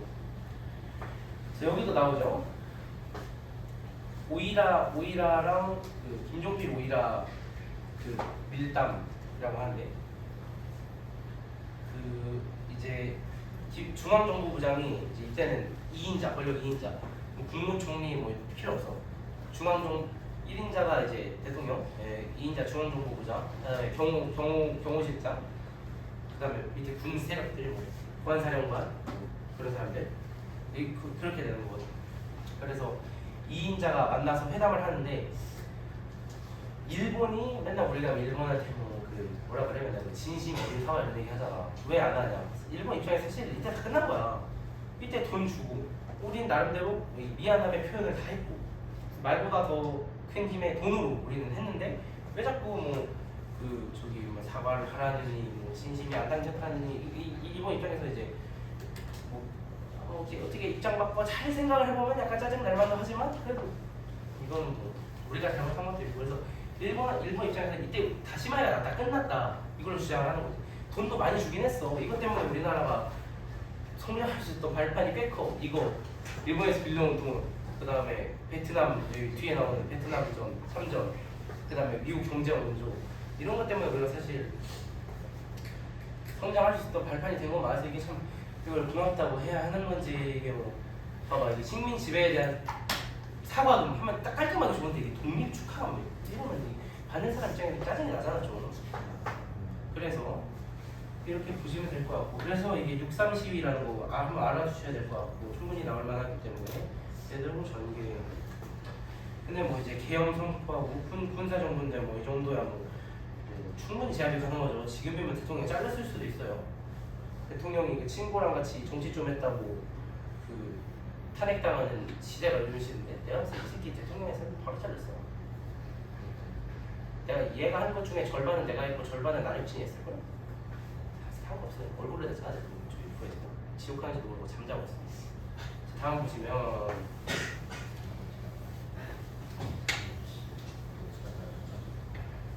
베트남 파병 이게 두 번째 되게 프로젝트라고 보시면 되는데 왜 갈 준비하고 있어? 아니 이거 틀려. 너무 화난데. 안 바빠요 너무 여기는. 화난다. 뭐지? 고맙지 나야 들어주면. 진짜 너무 그래서 화난다. 베트남 파병. 그래서 이 베트남 파병을 통해 또 정권 안정. 이 약간 군사 정권이 약간 그런 느낌이야. 되게 왕권 그런 느낌이야. 우리가 조선시대 고려 삼국 처음 왕들이 한 내용이 왕권 강화, 불교 수용 이런 거란 말이야. 여기서 똑같이 정권 안정. 베트남 미국이 이제 좀 도와달라. 우리가 전쟁하는데 베트남에서 좀 도와달라.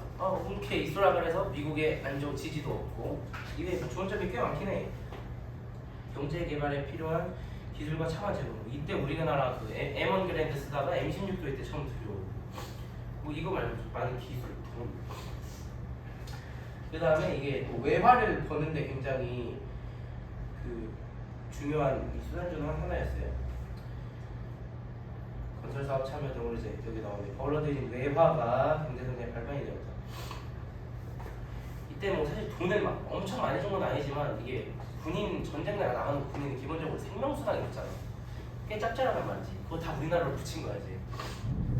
왜냐면 전쟁터에서 밥은 줄 거고 뭐 제대로는 못 줘도 먹여주고 그걸 먹고 잔다고 표현할 수 있을지 모르겠지만 그래도 이 의식주가 어느 정도는 되니까 뭐 돈 쓸 일이 뭐 얼마나 있겠냐고.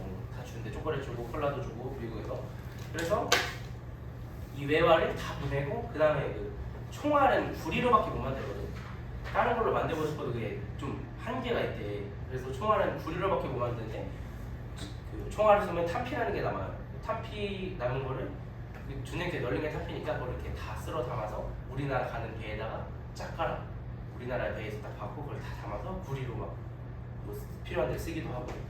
그래서 이 베트남 전 파병이 참전이 우리나라 경제 발전에 도움이 됐지만 분명히 장점이 있으면 단점도 있는 거죠. 젊은이 희생 뭐 설명할 필요 없고 당연한 소리고. 그다음에 고엽제 피해. 고엽제 피해가 뭐냐면 고엽제라는 게 그거야. 제초제거든. 제초제. 베트남이 열대 우림이잖아. 그러면은 이제 우리나라나 그다음에 뭐 중동 이런 데는 이렇게 뻥 뚫려 있으면 이게 기술로 다 총 가서 다 죽이고 하면 되는데 막 어디 숲이 진짜 막 약간 배그 뭐 산옥 이런 거 이런 데 숨어 있다가 보이지가 않잖아. 작전이 수행이 안 돼. 맨 처음에는 그래서 뭐 했냐면 화염방사를 태워 숲을. 그 다음에 소탕하고 베트콩들. 그리고 그 한계가 있지. 어디서 그를 불로 다 태워버려. 그래서 엄청 독한 약인 거야 고엽제가. 제초제. 그러니까 그거를 비행기에서 한번 쫙 뿌려. 거기 숲이 자고라면 사라져 있어. 다 죽은 거야 나무랑 풀이. 그 정도로 독한 약인데 그거를 이제 우리나라 미군들은 알았겠지. 저게 안 좋은 거니까 저걸 뿌릴 때는 어디 들어가 있어라. 근데 우리나라 군인들 어떻게 알아? 그걸 영어도 안 되는데. 그리고 더군다나 거기 벌레 이런 거 엄청 심할 거 아니야. 그 숲이니까. 근데 저거 한번 싹 뿌리니까 벌레들도 다 죽네. 그래서 아 이게 되게 좋은 살충제 이런 거구나. 우리 고생하니까 미군이 이런 것도 뿌려주는 거야 하고 나가서 맞으면 어떻게 되겠어? 나무도 다 죽이는 애인데 피부 막 하얘지고 벗겨지고 그런 거 찾아보면 다 나와요. 그래서 이걸로 인해서 엄청난 피해와 고통, 고엽제 때문에 여기 나오는데 나무를 불사시키기 위한 살판 제초제. 그 다음에 복근에 의해 베트남 민간인이 희생되기도 했다. 베트콩의 공산당 베트남의 기본적 전략은 뭐냐면 게릴라전이에요. 게릴라전. 그냥 우리처럼 입고 있다가 걔네들 군복도 아니고 그냥 평민처럼 입고 있다가 걔는 VTR 같은 거 깔아놓고 막 이런 데 독 바른 죽창 이런 거 깔아놓고 길가 그냥 빠지게 하고 길가 터지게 하고 그냥 평범한 일반인이 척하다가 총문에 쏘고 막 폭탄 테러하고 이런 거였단 말이야. 게릴라전. 그래서 이게 누가 군인이고 누가 일반인인지 알기가 어려우니까 그냥 민간 사용자도 많이 발생을 한 거죠. 그래서 우리나라 원래 이 베트남은 혐한 감정이 심했죠. 근데 그 우리 그 박항서 감독 때문에 우리나라 여론이 굉장히 좋아졌고 한류 이런 거. 그다음에 김대중 대통령이 사과를 이렇게 가서 뭐 우리로 치면은 일본이 우리나라 현충원에 와서 참배를 한다거나 뭐 이런 데 일본 총리가 와서 이례적인 모습인 거지. 그래서 김대중 대통령이 이런 부분에서는 굉장히 잘했다고 볼 수 있죠. 노벨 평화상도 받고 삼선 개헌 이제 여기서 한 번 더 돼. 6대 대통령이거든요. 네. 이제 5, 6, 7, 8, 9대인데 5대 6대 원래 2번까지는 하니까 이제 여기까지는 괜찮아요. 예, 문제가 없어. 정상적인 이제 그거야. 근데 한 번 더 해야지 이제 독재해야 되니까. 근데 7대까지 하려면은 이제 헌법이 걸리네. 3번을 못 하니까. 그래서 3선을 하기 위한 개헌이어서 3선 개헌인 거야. 그래서 먼저 이 윗부분은 이제 그 약간 배경, 3선 개헌을 하게 되는 이 배경인데 간단하게 설명하면 북한의 도발 이게 뭐냐면 그 121 사태라고 위에 보면 나와 있거든요. 이 121 사태 뒤에 가면 배우는데 아마 이번 시험 보면 안 들어가 있을 텐데 121 사태가 뭐냐면 북한 무장 간첩이 내려와서 청와대 옆에 있는 산 북한산인가 거기까지 내려가. 내려가다 경찰한테 걸려. 그래서 웬 군인들이 밤에 돌아다니니까 30명이 이게 막 큰 작전이면은 알 텐데 이게 30명이 무슨 의심스럽게 총 들고 돌아다니니까 당신들 뭡니까? 그러니까 특수부대인데 우리 훈련 중이다. 아무리 봐도 수상하니까 신원을 조회해보겠다, 알아보겠다니까 경찰관 죽이고 도망가. 그때 그래서 그 경찰관이 죽어가면서까지 알려서 이게 막 이때 나라가 뒤집어졌었지. 그래서 한 30명 내려왔는데 다 죽고 한 명 사는데 한 명 남은 사람이 김신조라고 들어봤나? 네, 김신조라는 분이 한 명이 그래서 잡혀서 인터뷰한 첫 마디가 왜 나만 내려왔습니까? 박정희 모가지 따러 왔다. 엄청난 충격이었지. 북한에서 내려와서 우리나라 대통령 모가지를 따겠다고 하는 박정희가 야마가 돌아서 우리도 김일성 모가지를 따겠다 해서 만든 게 그 실미도 영화에 나오는 684 부대 이렇게 되는 거고. 그래서 이때 생긴 게 예비군 생겼고, 그 다음에 학생들에게 군사교육이 뭐냐면 교련이라는 게 있어요. 교련.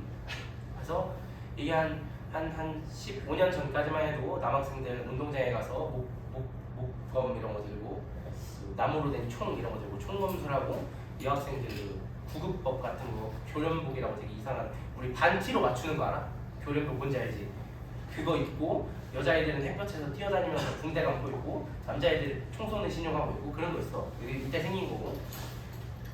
그다음에 주민등록제도, 주민등록 번호가 이때 처음 생긴 거야. 그래서 박정희 대통령이 우리가 90년대 생들은 남자가 1이잖아. 휴대폰 주민번호 뭐 1111 이랬다 그랬는데 자세히 모르고 나는 주민번호까지 내가 모르겠어. 주민등록번호가 이때 처음 생긴 거고. 왜 국민교육헌장 이런 거 발표해서 국민 뭐 통제하기 했다. 알아두셔야 되고. 그래서 이 나라가 이렇게 어수선하니 나같이 훌륭한 리더십을 갖춘 대통령이 한 번 더 해야겠다. 밑밥을 여기까지가 다 밑밥이었어. 3번 하기 위한. 그래서 삼성개헌을 추진한 거야. 여기까지가 다 배경. 다 밑밥을 한 거야. 내가 대통령 3번 하기 위해서. 그래서 야당과 시민 학생들은 정기중은 저항했는데 뭐 알바노 그냥 하면 되지. 뭐 계엄령 선포하고 계엄령 선포는 안 했나? 아 이것도 몰래 했는 거지. 국회 별관에서 따로 편법으로 개헌을 한다. 이 몰래. 그래서 김대중 후보를 두고 첫 번째 김대중이 이 아저씨 불사르지. 뒤지질 않지. 막 일본에서 납치당하고 막 바다에 빠지고 차에 트럭으로 와서 시골은 안 죽어요. 20년 만에 대통령 됐다 그랬나? 하여튼 그래요. 이때 떨어졌는데 몇 대야 이때가? 5, 6, 7대 대통령 선거였는데 김대중이 5, 6, 7, 8, 9대 10대 최규화, 11대 11대 전두환, 13대 노태우, 14대 김영삼, 17대에서 했는데 15대 대통령이 됐으니까 7대가 아니고 6대부터 된다고 하면 6, 7, 8, 9, 10 대통령을 몇 수를 한 거야? 한 8수 했나? 수능도 저렇게 한 거야. 알아두시면 되고. 넘어가면 유신. 힘들어. 유신으로 영국 제치를 구축하다. 딱 5시에 끝내야 돼. 다시 넘어가면 힘들어 나도 못해서 배터리도 없어 봐야 돼. 박정희 정부 위기를 안했다 어쩌고저쩌고 이제 박정희 정부가 대통령을 계속 할 수 있었던 이유는 뭐야? 냉전, 반공 새끼들 다 공산당 빨갱이 우리 안보에 위협이 되니까 나처럼 훌륭한 군인 출신의 리더십 있는 대통령이 대통령을 해야 된다는 게 박정희 정부가 여태까지 그래도 좀 굳건하게 설 수 있었던 이유란 말이야. 근데 이때 국제적인 분위기가 화해를 해 갑자기. 왜냐면 이제 소련이 슬슬 이제 망할 때가 됐단 말이야. 소련이 저기 막 힘들어가지고 이제 맛이 가가. 그다음에 중국하고 막 갑자기 미국 수교했고 그런단 말이야. 그래가지고 그 우리한테도 막 미국이 와서 너네도 북한이랑 화해 좀 하지. 그래서 박정희 대통령이 흔쾌히 있으라 그래. 화해를 권고하면서 국내 상황 운동하면 이렇게 박정희 정부가 이런 거 막 해. 남북 공동 성명을 밟고 야 이거 평화통일로 이거 시민들도 보면서 좋은 건가 싶기도 하면서 살짝 꺼림직한데 한 거지. 근데 마찬가지로 빗밥이었지. 그래서 이 지금 헌법이 우린 지금 평화통일을 해야 되는데 평화통일을 할 수가 없다 이 헌법으로 가면. 그래서 그냥 계엄 또 선포하고 계엄은 심심하면 하지. 난 헌법 개정하였다. 이게 유신이야. 이 유신헌법은 말도 안 되는 핑계로 진짜 유신헌법을 한 거죠. 그래서 여기서 아까 정리해준 것처럼 대통령이 6년 늘리고 주기면 시간을 없애고 국민의 간접선거로 바꾸고 통일주체 국민회의 무조건 알아야 돼. 통일주체 국민회의, 통일주체 국민회의, 통일주체 국민회의 한 5번씩 빠지고 이런 거 나오면 알겠대요. 이런 거 유신 긴급 조치권 이런 거 나오면 그냥 무조건 박정희 대통령 유신 물어보는 거가. 그래서 이게 바로 그냥 다 나와야 돼. 이런 키워드들을 바로바로 나와야 돼. 내가 정리해준 그 종이가 뭐 할 때 쓰는 거잖아. 그걸 딱 봤을 때 이 책에 있는 이런 내용들이 다 떠올라야 돼. 거기서 나는 이런 것만 적어놨어. 1번 이거, 2번 이거, 3번 이거 이런 걸 적어놨습니다. 그걸 보고 이 내용들이 다 떠오를 수 있어야 돼. 그러니까 공부는 교과서를 하시라고요. 내 걸로 하지 마시고. 그리고 그 다음에 이런 거 해가지고 그 삼권 분립 무력화하셨고 국회의원 3분의 1 대통령이 뽑는다? 말이 안 되지. 저 대통령하고 국회는 서로 견제를 해야 돼. 그래서 그게 삼권 분립이다. 법관 인사권 이건 사법. 이거 입법. 국회 해산권도 있네. 국회에서 내 마음에 안 드는 법 만들려고 해. 이제 통과할 것 같아. 근데 너 해산 돈 못 만들어. 그럼 입법부 법관 인사권. 판사들도 내 맘대로 사법과의 장악한 거야. 사법 분립까지. 그냥 긴급 조치권 부여해서 긴급 조치권은 양병호 쌤이 맨날 얘기하는 게 쭉 커. 그냥 마음에 안 들면 긴급 조치권. 그냥 내 마음에 안 드는 거고. 언론사가 막 내 마음에 안 드는 기사를 내. 긴급 조치권에서 언론사 없애버려. 그다음에 또 뭐가 있을까? 대학교 학생회에서 나한테 마음에 안 드는 활동 같은 걸 해. 긴급 조치권에서 구속시켜버려. 그런 거. 유신 체제에 저항하다 보시면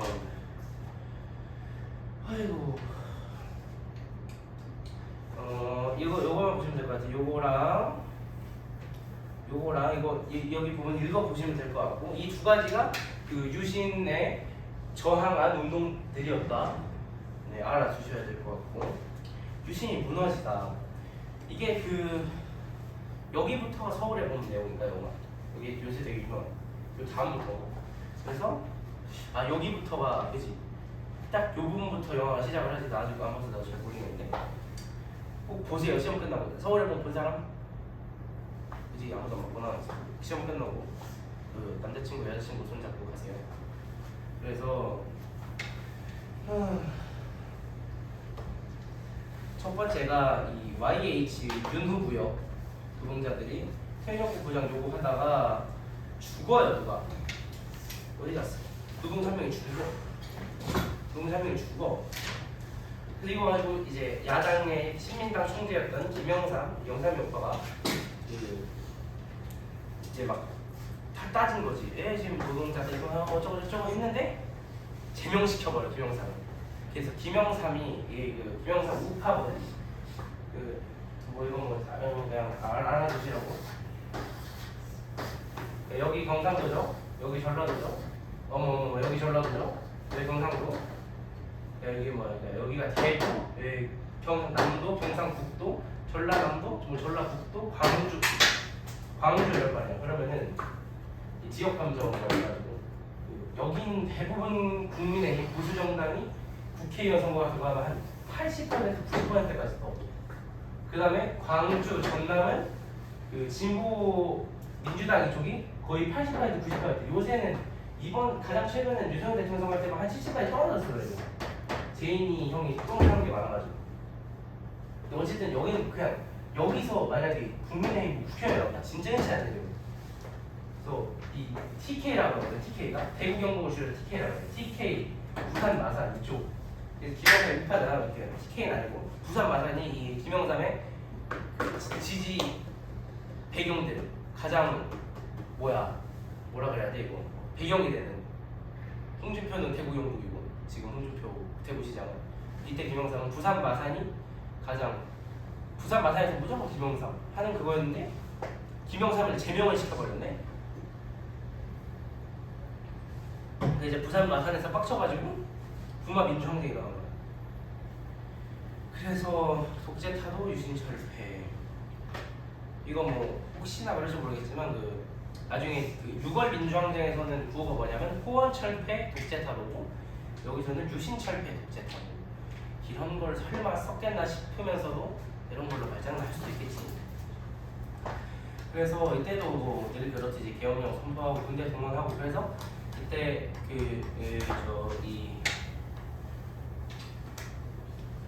여기가 이제 박정희 대통령, 김재규 중앙정보부장, 차지철 경호실장 세 명이서 얘기를 합니다. 이 부마 민주항쟁을 어떻게 막을 것인가. 한 100만 명 정도가 시위에 참여하고 항쟁을 할 정도로 굉장히 큰 항쟁이었어요. 그래서 차지철 경호실장이 그냥 다 밀어버리자, 죽여버리자. 탱크하고 뭐 밀어버리면 캄보디아도 군부독재거든요. 캄보디아에서는 300만도 죽이는데 부산만 합치면 100만밖에 안 된다. 그거 밀어버린다고 아무 일도 생기지 않는다. 김재규가 드디어 이 새끼들이 돌았구나. 부산 마산을 밀겠다고? 나라가 제대로 돌아가는 건가? 그래서 밥 먹다가 물론 이제 야마가 그런 건 미리 계획을 했겠지만 이 박정희를 쏴 죽여요. 그래서 이 유신 체제가 막을 일은 김재규에게 피살되면서 참 아이러니한 게 이때 육군 참모총장 정승화가 이 자리에 같이 있었어. 따로. 이중 약속을 김재규가 잡고 박정희를 죽이고 나와서 정승화를 만나. 그래서 박정희가 죽었다는 사실을 정승화 육군 참모총장한테 알려줘. 그러면은 김재규는 중앙정보부야. 중앙정보부는 남산에 있거든. 그래서 남산의 부장들이고 육군 본부는 지금 대통령실이 있는 용산에 있었단 말이야. 여기가 이제 거기서 박정희 대통령 여기서 죽었다고 칩시다. 그러면은 김재규는 남산으로 가야지, 용산으로 가야지. 남산으로 가야지. 김재규는 중앙정보부장인데 중앙정보부가 남산에 있어. 보통 지극히 상식적으로 남산으로 가야 되는 말이야. 이랬다면 우리나라 현대사도 어떻게 달라졌을지 모르겠어. 남산으로 와서 김재규가 하고 싶은 대로 했다면 얘가 왜 그랬는지 모르겠는데 용산으로 간다? 기어 들어가 자기 적진으로. 용산 들어가서 좀 하다가 걸려서 체포당해. 사형당해. 얘가 뭔 생각이었는지 모르겠는데 만약 남산으로 갔다면 왜냐면 이때 중앙정보부가 지금의 국정원인데 엄청난 권력이 있었단 말이야. 그래서 갔으면 충분히 김재규가 진짜 대통령이나 이렇게 됐을 수도 있을 텐데 왜 그런 선택을 했는지는 모르겠으나 용산으로 가면서 또 우리나라 현대사가 다시 한번 이제 군부 독재가 들어서게 되는 신군부가 들어서게 되는 그렇습니다. 또 올타 민정을 좀 보시면 실력 사태 이후 쪼르쪼르서 자 11월 12일 관세가 좋다. 이 신군부 세력 대표적으로 하나회라고 하거든. 군대 내 사조직이야. 육사 11기를 그 배경으로 하는 군대 내 사조직 하나회. 이 사람들이 이 신군부의 주요 하나회 이런 거 충분히 내만하거든. 이게 하나회 이런 거 사실 조금 이 현대사나 그냥 사회에 관심 있는 사람들은 충분히 알아야죠. 하나회나 뭐 이런 거 나온다고 하면 무조건 신군부를 얘기한다고 아시면 될 것 같고. 하나회 그래서 보안사령관, 이 보안사령관이 보안사가 지금으로 치면 그 군대에 있는 기무사라고 군대 내 국정원 같은 느낌인데 지금 기무사령부는 군대 내의 정보만 담당하고 군대 내 정보 조직이야. 군대 정보 조직. 근데 이때 당시에는 민간 정보까지 보안사에서 관여를 할 수 있어. 그래서 쉽게 이 12.12가 쉽게는 아니지만 이 12.12 사태가 좀 비교적 이 전두환이 이렇게 서열이 높지는 않았단 말이야. 뭐 육군 참모총장도 있고 뭐 많이 있는데 이렇게 좀 비교적 쉽게 군사를 잡을 수 있던 이유가 이 하나회랑 보안사령관이었어가지고 막 군대 내에서 막 쿠데타 일어났다고 해서 막 통화하는데 다 감청당하고 있고 전화 끊어버리고 이미 다 전두환의 손바닥 안에서 놀고 있었지. 그래서 12.12 군사 반란 알아두셔야 되고 무조건 알아야 되고 5.18 민주화운동 여기는 뭐 여기도 이제 좀 택시 운전사 한 2번 보면은 알 수 있는 내용인데 지금 2번 볼 수는 없으니까 나중에 이거 수능 시기 전에 한 보고 들어가면은 안 되죠. 공부하고 들어가셔야 돼요. 그래서 시위를 벌이다 성들이 이거 뭐 읽어보면 군인들이 무자비하게 진압하자 이에 대응한 5.18 민주화운동 좀 살짝의 오해가 있는 게 5.18 민주화운동들이 되게 평화롭게 그 진행됐다고 오해를 하는 경향이 있는데 사실 한 5년 10년 전까지만 해도 노동운동만 해도 진짜 엄청 폭력적이었거든. 물대포 이런 거 괜히 쓴 게 아니야. 이때는 총 쐈지 총. 그래서 5.18 민주화운동 그 민주주의는 피로 이제 그거 피 흘려 가꾼 민주주의라고 하는 게 괜히 그런 게 아닌 게 사람 많이 죽었어. 그리고 사실 조금 내가 5.18 민주화도 뭐 폄하하거나 하는 건 아닌데 조금 안타까운 이유는 우리 시민 광주 시민들도 어쩔 수 없이 무장을 해야 됐어. 그래서 무장을 하고 광주 시민들도 이렇게 막 경찰서 털어서 무기 털어서 한 게 이게 안타깝죠 참 좀. 그래서 내가 생각하는 건 그 우리 박근혜 대통령 때 촛불 시위 그게 참 비폭력적이면서도 괜찮은 시위의 모델 중 하나였다고 생각하고. 그래서 교통 통제하고 이거 뭐 택시 운전사 본 사람들 다 알 거야. 본 사람 택시 운전사 2명밖에 안 왔어? 택시 운전사 이거 시험 끝나고 꼭 보세요. 그래서 이렇게 막 광주를 못 들어가요. 이때 뭐 뉴스 뭐라고 내냐면 광주에 그 북한 무장공비들 폭도들이 일어나서 진압 중에 이제 광주랑 전화도 안 되고 광주를 들어가지도 못하고 그랬어요. 그래서 무기를 탈취하여 저항하였다. 그러나 뭐 시민들은 자발적으로 무기를 회수하고 탱크와 헬기를 동원하여 공수부대라고 하죠. 지금으로 치면 특전사, UDT 이런 특수부대를 광주에 보내서 진압을 한 거예요. 그래서 5.18 민주화운동은 성공한 게 아니라 실패하고 끝난 거예요. 사람들 다 진압하고 사진을 보는 5.18 민주화운동 보시면 되고 넘어가고 민주항쟁 뒤에도 좀 하고 싶은데 이거 아까 나왔던 거 국가재건 최고회의랑 비교하면서 공부하셔야 돼요. 이거 적어드릴게요.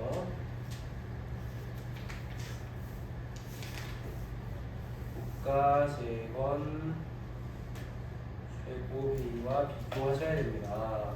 왜냐면 역할이 똑같거든. 아까랑 똑같지. 행정, 입법, 사법, 장악한 총헌법적 기구 똑같지. 아까 국가재건 최고회의랑 정확히 똑같아. 비변사 뭐 그런 느낌. 그래서 여기 뭐 좀 읽어보면 될 것 같은데 이 내용을 그렇게 어렵지 않기 때문에. 그래서 뭐 정치활동 규제 이거 진짜 그 5.16 군사정변 때 똑같이 나왔지. 책 앞에 가면 저거 똑같이 이렇게 했어. 또 규제하고 부속 여사들 해직시키고 그 다음에 중요한 건 삼천교육대. 삼천교육대가 뭐냐면 저기 뭐 깡패를 뭐 말 안 듣는 사람들 나윤호 같은 인간들 잡아다가 감옥 가두는 게 아니고 있잖아. 약간 갱생 프로그램 이런 느낌이야. 그래서 사람 막 훈련 시키고 우리 군대에서 하는 유격 훈련의 강도 한 3배 정도 되는 거 하면 이 사람이 갱생이 안 될 수가 없어. 밥 존나 조금씩 주고. 근데 중요한 건 삼천교육대 깡패들이 들어가서 실제로 이때 범죄가 꽤 많이 소탕이 됐어. 근데 중요한 건 자기 권력에 저항하고 마음에 안 드는 사람도 삼촌교육 때 보내버리는 거예요. 정치범 수용소 가요. 그건 좀 문제가 있는 거예요. 그 삼촌교육 때 하고 그 다음에 이제 여기도 보면 유신헌법 아래 통일주체 국민회에서 대통령으로 선출이 되고 11대 아니고 11대 대통령 되고 그 뒤에 이것도 어떤 애가 질문했어. 아니 전단 보니까 그 헌법을 실현 단위제로 고쳤던데 왜 대통령을 두 번 합니까? 일단은 유신에서 되고 한 번 되고 11대 되고 근데 유신 철폐 때문에 유신 때문에 박정희가 꽤 힘들었었잖아. 그러니까 전두환이 이제 여론을 읽고 좀 반응을 한 거지 그 국민들한테. 아 유신 좋지 않은 것 같으니까 저는 유신을 안 하겠습니다. 유신 철폐하고 대통령 여러 번 하면 안 되니까 7년 단임만 하겠습니다. 자꾸 독재라고 막 뭐라고 하니까 난 독재 아니다. 난 그냥 7년 단임하고 내려오겠다 이 다음부터 고치겠다 헌법. 그래서 어차피 7년 단임 자기가 될 거 아니까. 그래서 그렇게 헌법 개정해서 7년 단임으로 하고 대통령 선거에다 또 그 통일주체 국민의 이름을 엄청나게 많이 먹었으니까 사실 똑같은데 이름만 좀 바꿔가지고 이것도 이제 체육관 선거 여기 장충체육관에 열린 층은 투표율 99.4 말이 되냐 이게. 그러니까 내가 마음에 드는 사람 내 친구들을 한 1000명 뽑아. 미리 한 그 중에 한 20명 정도 야 나연우랑 옥지연이랑 김가람이랑 그 반대하면 일어나. 내가 너네는 뭐라고 안 할게. 그럼 걔네 딱 20명만 딱 일어나. 나머지 다 앉아있어. 그러면은 반대 20명에 찬성 뭐 980명으로 99.4%로 이 대통령 선거 이렇게 하는 거야. 체육관 선거라고 해요.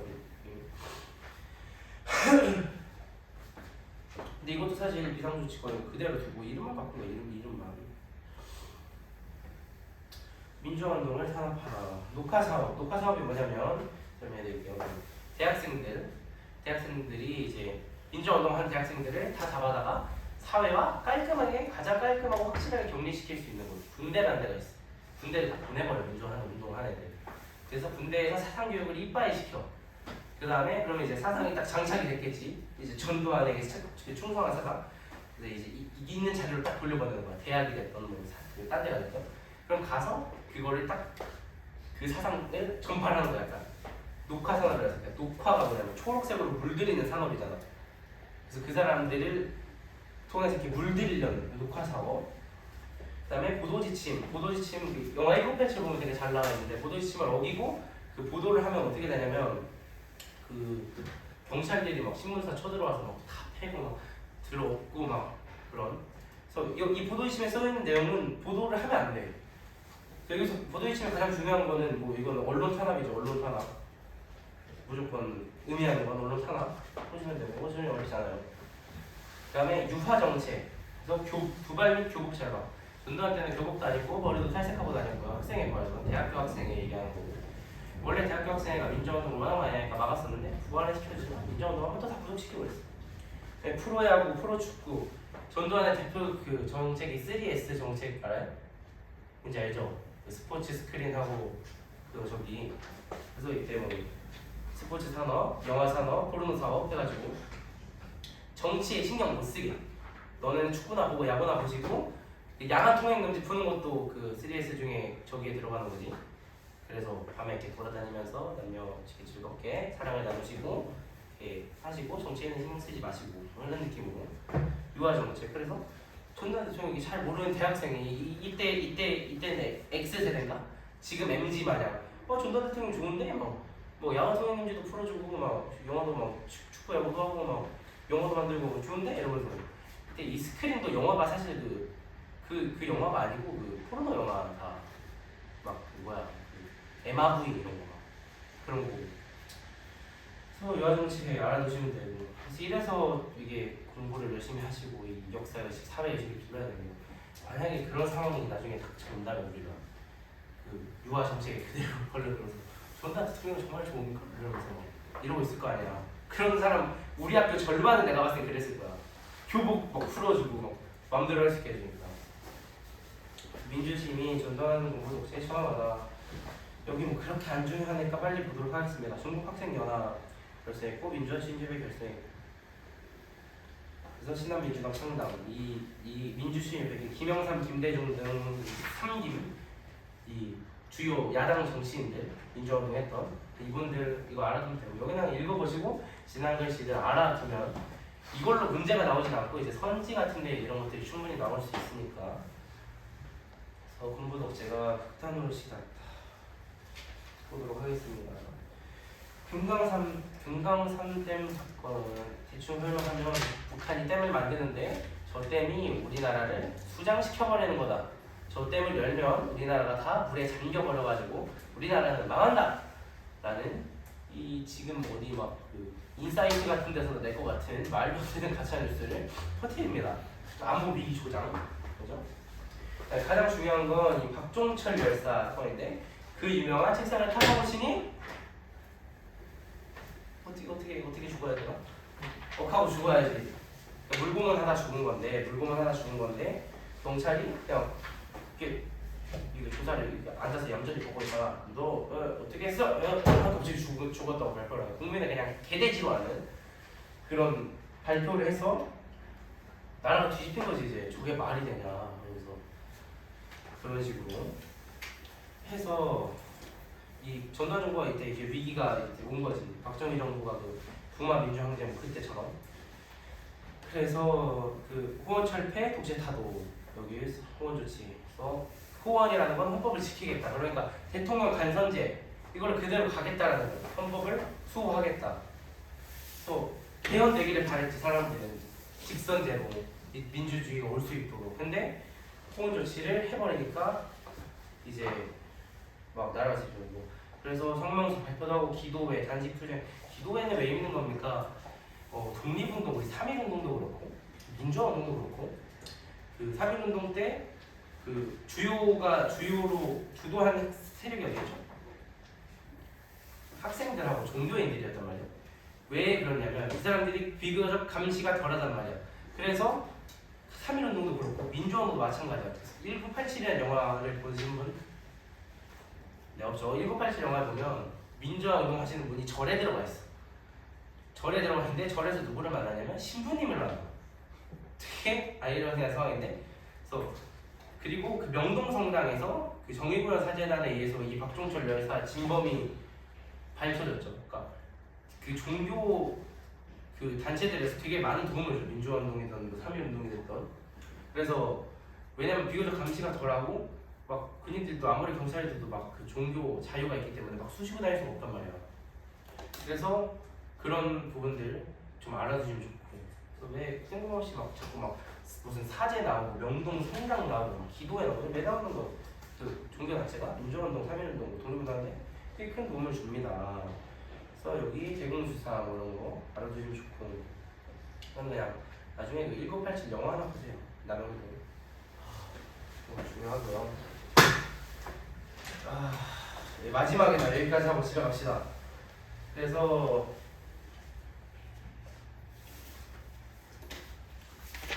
천주교 정의구현 사재단에 의해서 박종철 공원실 사건이 뼈에서 폭로했다. 그 다음에 또 하나 더 있어. 이한열 열사가 실패마다 슈퍼 결식하였다. 이 박종철 열사는 서울대생이고 이한열 열사는 연세대학교 학생. 대한민국에서 가장 좋은 학교를 다니는 두 명이 가장 모범생이고 가장 엘리트고 부모님들이 속이 얼마나 아프겠어요.